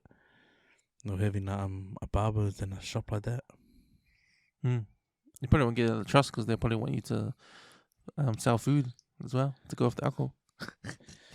Yeah, but fuck those gulugos, eh? You should be undercover and do like me. Sorry, man. Sunday is Day of Origin. Yeah, our teams are going at it. Who do you reckon? What's your prediction? I'd like to predict that the series will be wrapped up after game 2. But anything can happen. Eh? I've seen that Freddie's done a lot of changes. The only guy that's come out of the woodworks to support him is Andrew Jones. Yeah, and he refers to that game where he replaced Mitchell in that day. And I don't know. You never know, bro. Those guys aren't put in those positions for no reason, so they obviously know what they're doing. Well, I'm hoping for a tie so we never game 3. Yeah. Is it just for the fact that you said that we weren't gonna win, that you guys weren't gonna win the first game, or just to help square the series and we get to a third decider? Just to square the series. I think the first game was just a little experiment. Yeah, we got loads of injuries still. So I don't know if you saw that Willie Mason podcast when he's talking about if you let a guy run 190 meters on your pack. He even said he'll buy the guy's jersey if he does that again. If he plays in game 2 and he runs that many meters on the forward pack, He's gonna be like, "Fuck, I'm gonna buy his jersey off him." I saw this other podcast. They're talking about a Telka, how, and they were saying that there's called out his stats, right? Yeah. His stats were every single stat of Telka was more than Valentine Holmes in the season. So that was just to answer everyone that's hating on Telka being in the team. Yeah. Like he hasn't done anything since the Manly Seagulls game. Yeah. Yeah, but we'll see. He's a beast. He's still a beast. It's hard, because, who was it? That's the thing about Blues supporters and Queensland supporters, like their memories are short. I remember it was at the series where they pulled Michael Jennings out of reserve grade football to come and play in the Blues series, and that's the series that he's won. I think one of the games is where he scores the try, and then the try celebration is not even him, and it's that game. But they took a guy from fucking reserve grade, you know, and like everyone seems to forget, like, bro, this guy couldn't even start at his club, but he's pulled him from third grade. That's just the coach's belief in the players, you know, and that's something that the public will never understand. This is one of these things like, we just banter from the sideline, support from the sideline, but they didn't know. Bro, you can put a guy, like, everyone has a team, like, everyone can put a team together, but you can always have your gun players, like the go-to, right? If we were to put, like, a fantasy, like an Auckland Blues team together, and a team that would have played in their game against the Crusaders, everyone knows that their ace would have been Carlos Spencer. Hey, you would get, I just call Carlos to come and fill in their 10. We won that game. Because the Queensland did that when I think they were down in the series, and Wayne Bennett was the coach, and he pulled Alfie Langer in from the Super League. And then who knew that Alfie was going to score a try as well? Like, you know? You got to let the coaches sort of like do their thing, eh? Was that their last second try? I remember there was a last second try you guys won. I think Petro was on his last years at that time as well. But still, man, like the general came out of it was almost like he did come out of retirement, because he was like one of the oldest that had played at the time. Would have been like 35, 34. And like I think a young Lockyer, like 27? Yeah. You got the oldest guy in the field, and he's throws his dummy pass kick. He was like watching Broncos back in the day, when he does that dummy pass and kick. Fuck, everyone tried that as a kid, man. How's the sports talk in the shop? Oh, it's good, bro. Yeah. Gets heated, especially when it comes to the Blues, eh? When it comes to the Blues, man, I got a cousin who comes with his boys. Like, he loves NBA, but I don't follow the NBA. But, he loves his Blues, eh? And he was, like, the biggest SBW fan. And, like, I like to rain shit on Sonny Bill, only because of the fine things, like the little things that he does. Which is, like, I can see this conversation, the conversation with my cousin developing into Roger as well. It's like he hasn't done enough. He's still doing like the little mistakes. But I like to think that Roger does, prove me wrong and become like the greatest 12. Yeah. You know? He didn't really have a good final. None of the Blues did, but he got sent off. He got 54 minutes subbed off yeah. Early in the second half. But yeah, Havili fucking rained shit on him, eh? That's the honest truth, bro. And from watching the game live, Havili was everywhere, man. Havili like went into first receiver, gave Munga the pocket, and the stuff you don't see on the field is when Munga manages to sweep from behind the ruck, and he's coming at depth, so he's already hitting the ball full pace, and that's why Silver Reese just fucking makes a good outside for him, because, bro, you're giving the pass to a guy who's already running full pace, but they're hard to stop, you know. But yeah, I just think their experience, just smashed the Blues that night. Still hard, still bitter, man. Like, fuck. Still in the rain, sat in the rain. It was like sardines on a train. How's the Stan Watson talk been like in the shop? Do you get an equal amount of Blues Maroon supporters? I had this one guy, he used to come all the way from Mangere. Like this guy's name's Ray. Sup, Ray? He's St. Paul's old boy, eh? And I remember one time, this is when we were the 13 game streak. So like, I used to wear my hoodie on the Saturdays. And the first thing he'd come and wouldn't say good morning, eh? He goes, "Oh, you better take that fucking ugly ass hoodie off, Woos." I'm gonna jump in my car and get back home. But it was all banter, eh? Just cracked me up, eh? But nah, yeah.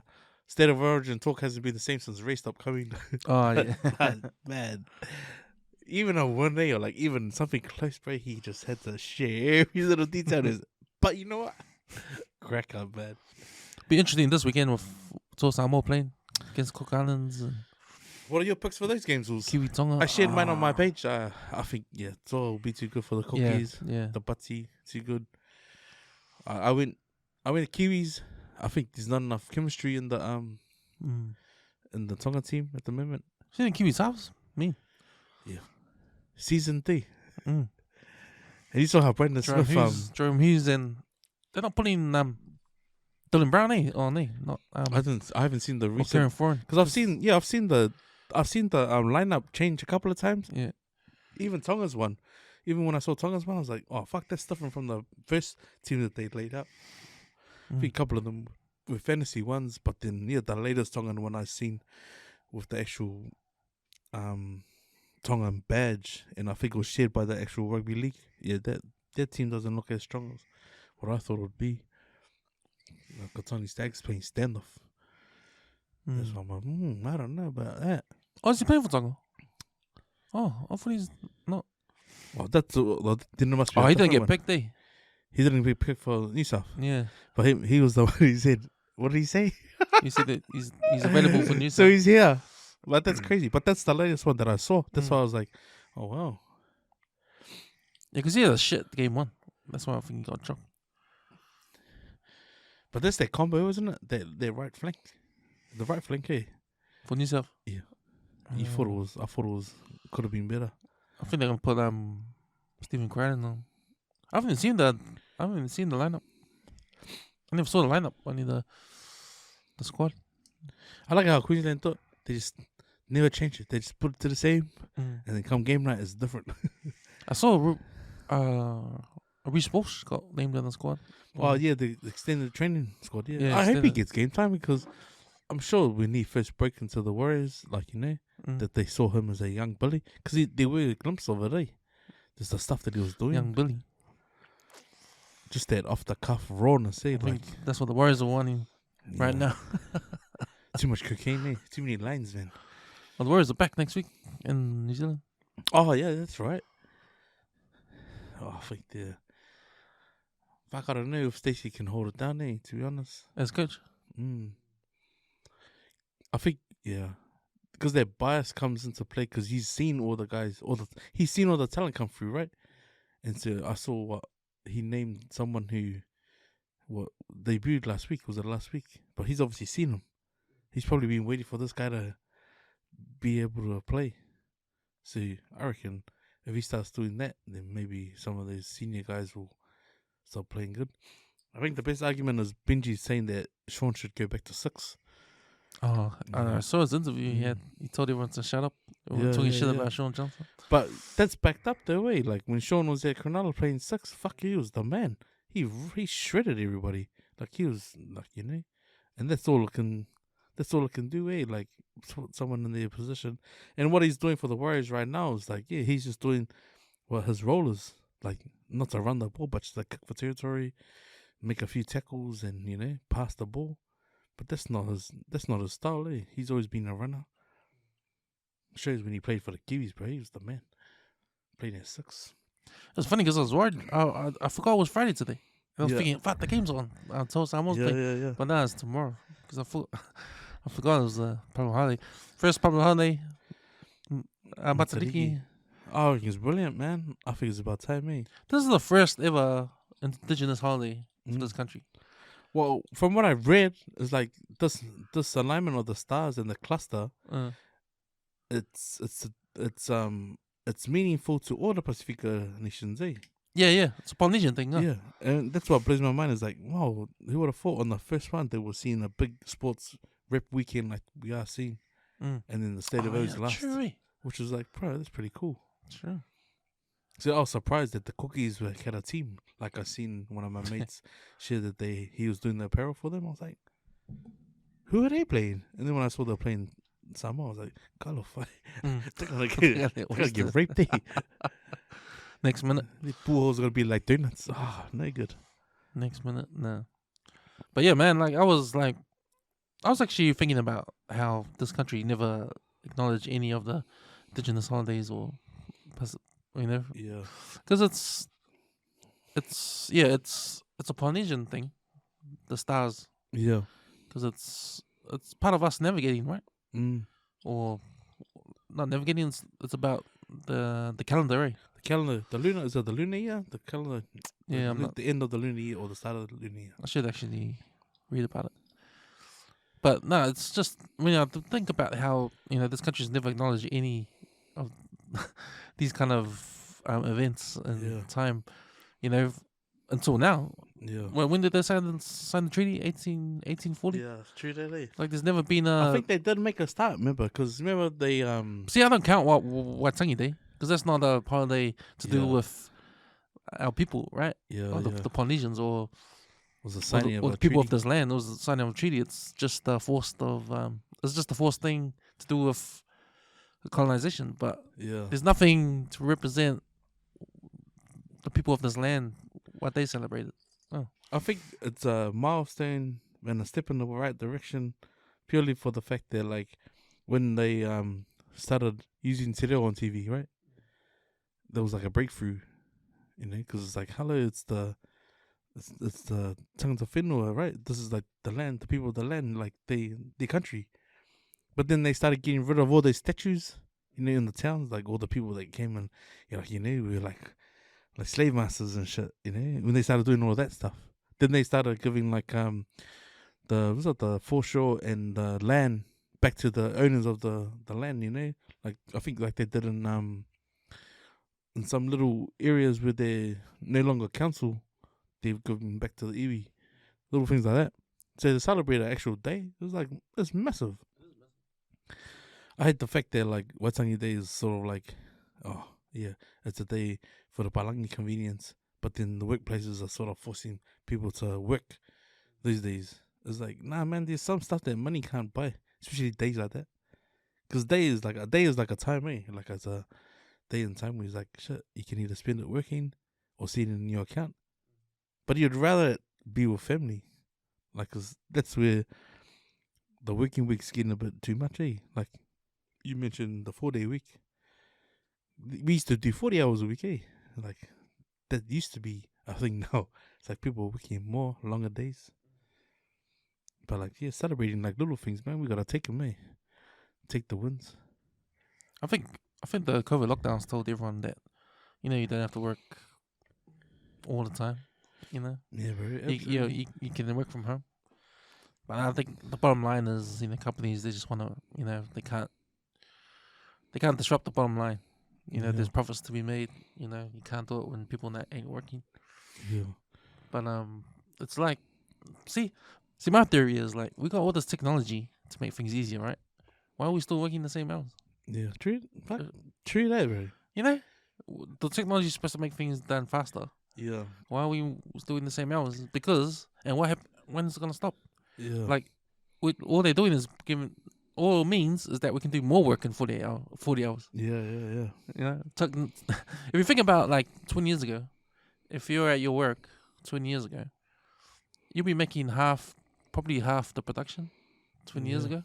But now, you're making more because of technology, but you're still working the same hour. Still working the same hours. So true. So the next 20 years, what's that gonna look like? Yeah. We're gonna produce 20 times more, but still work 40 hours. 40 hours. Well, see, my mates that work their week, they've been trying to sell me into leaving my job altogether, getting some mental health, and the catch and the drive of behind why they're trying to do it is they say, because you got the people skills, whatever, you got the gift of the gab, but it always ends up being the money pays well.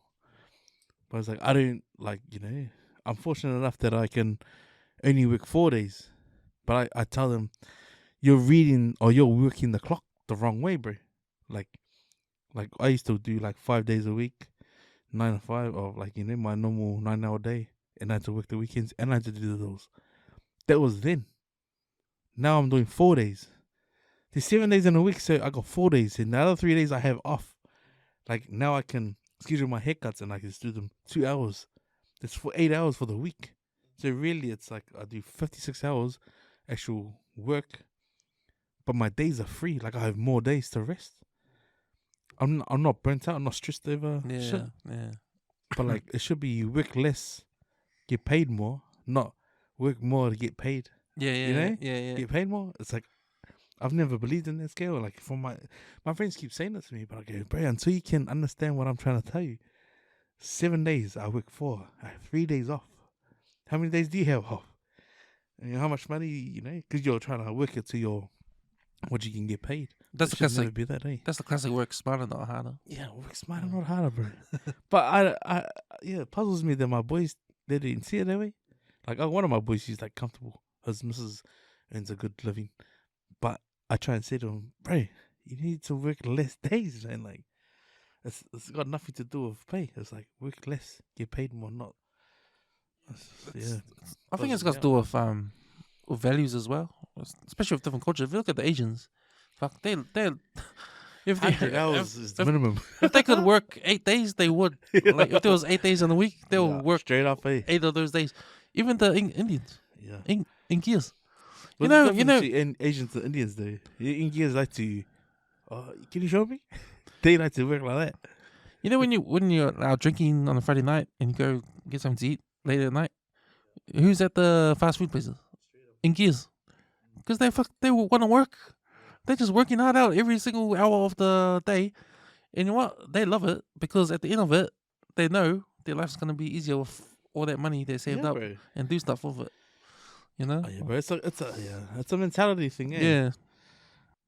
Because I like to believe that, bro. I've worked hard enough. Because I've told my daughters to say, like when my oldest, she's studying and she's working part time. She's trying to flick me money, and I said, no, keep it. That's your money. You've worked for it. You've earned it.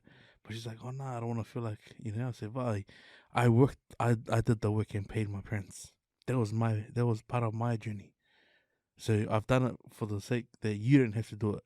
You know, I've really done the struggle for us. Like it's alright to be breathe now and like not be stressed out. You know, not to be stressed out. Like don't think like I'm gonna make you go through it. Because I can sort of see like, oh, I don't know if you could deal with it. You know, we have two different pieces of thread. But I just it humbles me, but it also blows my mind when my kids say, "Oh, don't worry, Dad, I'm alright." But I'm like, nah, if I'm offered, take it, man. Like and when I might get to the day I can't offer it, take it while it's there on offer, man. Charles, we just did. We made 3 hours. Oh, nice. Be a good listen on the way home. Talking smack, eh? Yeah, mate. So what's your week like next couple of weeks? Oh, man. Training weeks. Yeah, short weeks, eh? Short weeks. So the company's going to pay us for the week off. Try and refresh some new stuff at work. And then I got a forklift course. And then, yeah, man, I'm just looking forward to having the time off, eh? It's good to be trying to be those dads to go support their kids at sport. Because I hardly go to my kids' sport, or just my younger 2 girls. But now I'm looking forward to it. Because it should be the end of the school term soon. So I know they've got the Henderson Intermediate's got some festivities to, I think, celebrate the Pacifica kids. So looking forward to that. Sure, man. Yeah. What about yourself? Just because I got Monday off. I took Monday off. I'm gonna be hungover after we win game 2. And be celebrating. I hope you have it off too, mate. If it's a win or lose, it's gonna be. If we lose, I'm going to work on Monday. So. Oh, good on you, bro. Nah, I think I'll take it off anyway because I need to catch up on some TV shows, man. Yeah. Well, I'm on nights, so hungover or win or lose, I'll still be at work on the nights. So week's gonna be fast. How are you getting your clientele? It's just like people you know, or do you want to advertise your shop or nah, not really? I don't mind, eh? So how can people you can tell listeners where people can find you?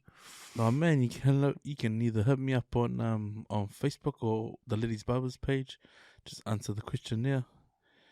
But yeah, otherwise, just hit me up directly on Facebook. Facebook is seems to be the bee's knees with communication these days, eh? You get filter these eat-ass ones that goes, why are you trying to contact me or be joined to my page? Because I want to come see you. Or if I heard you on a podcast. Great. See you soon, Oos. All right, man. Good luck for Sunday. Appreciate it, man. You either gonna need it more than us, but yeah, thank you. I'll take that. All right. Sure, Oos. Fat.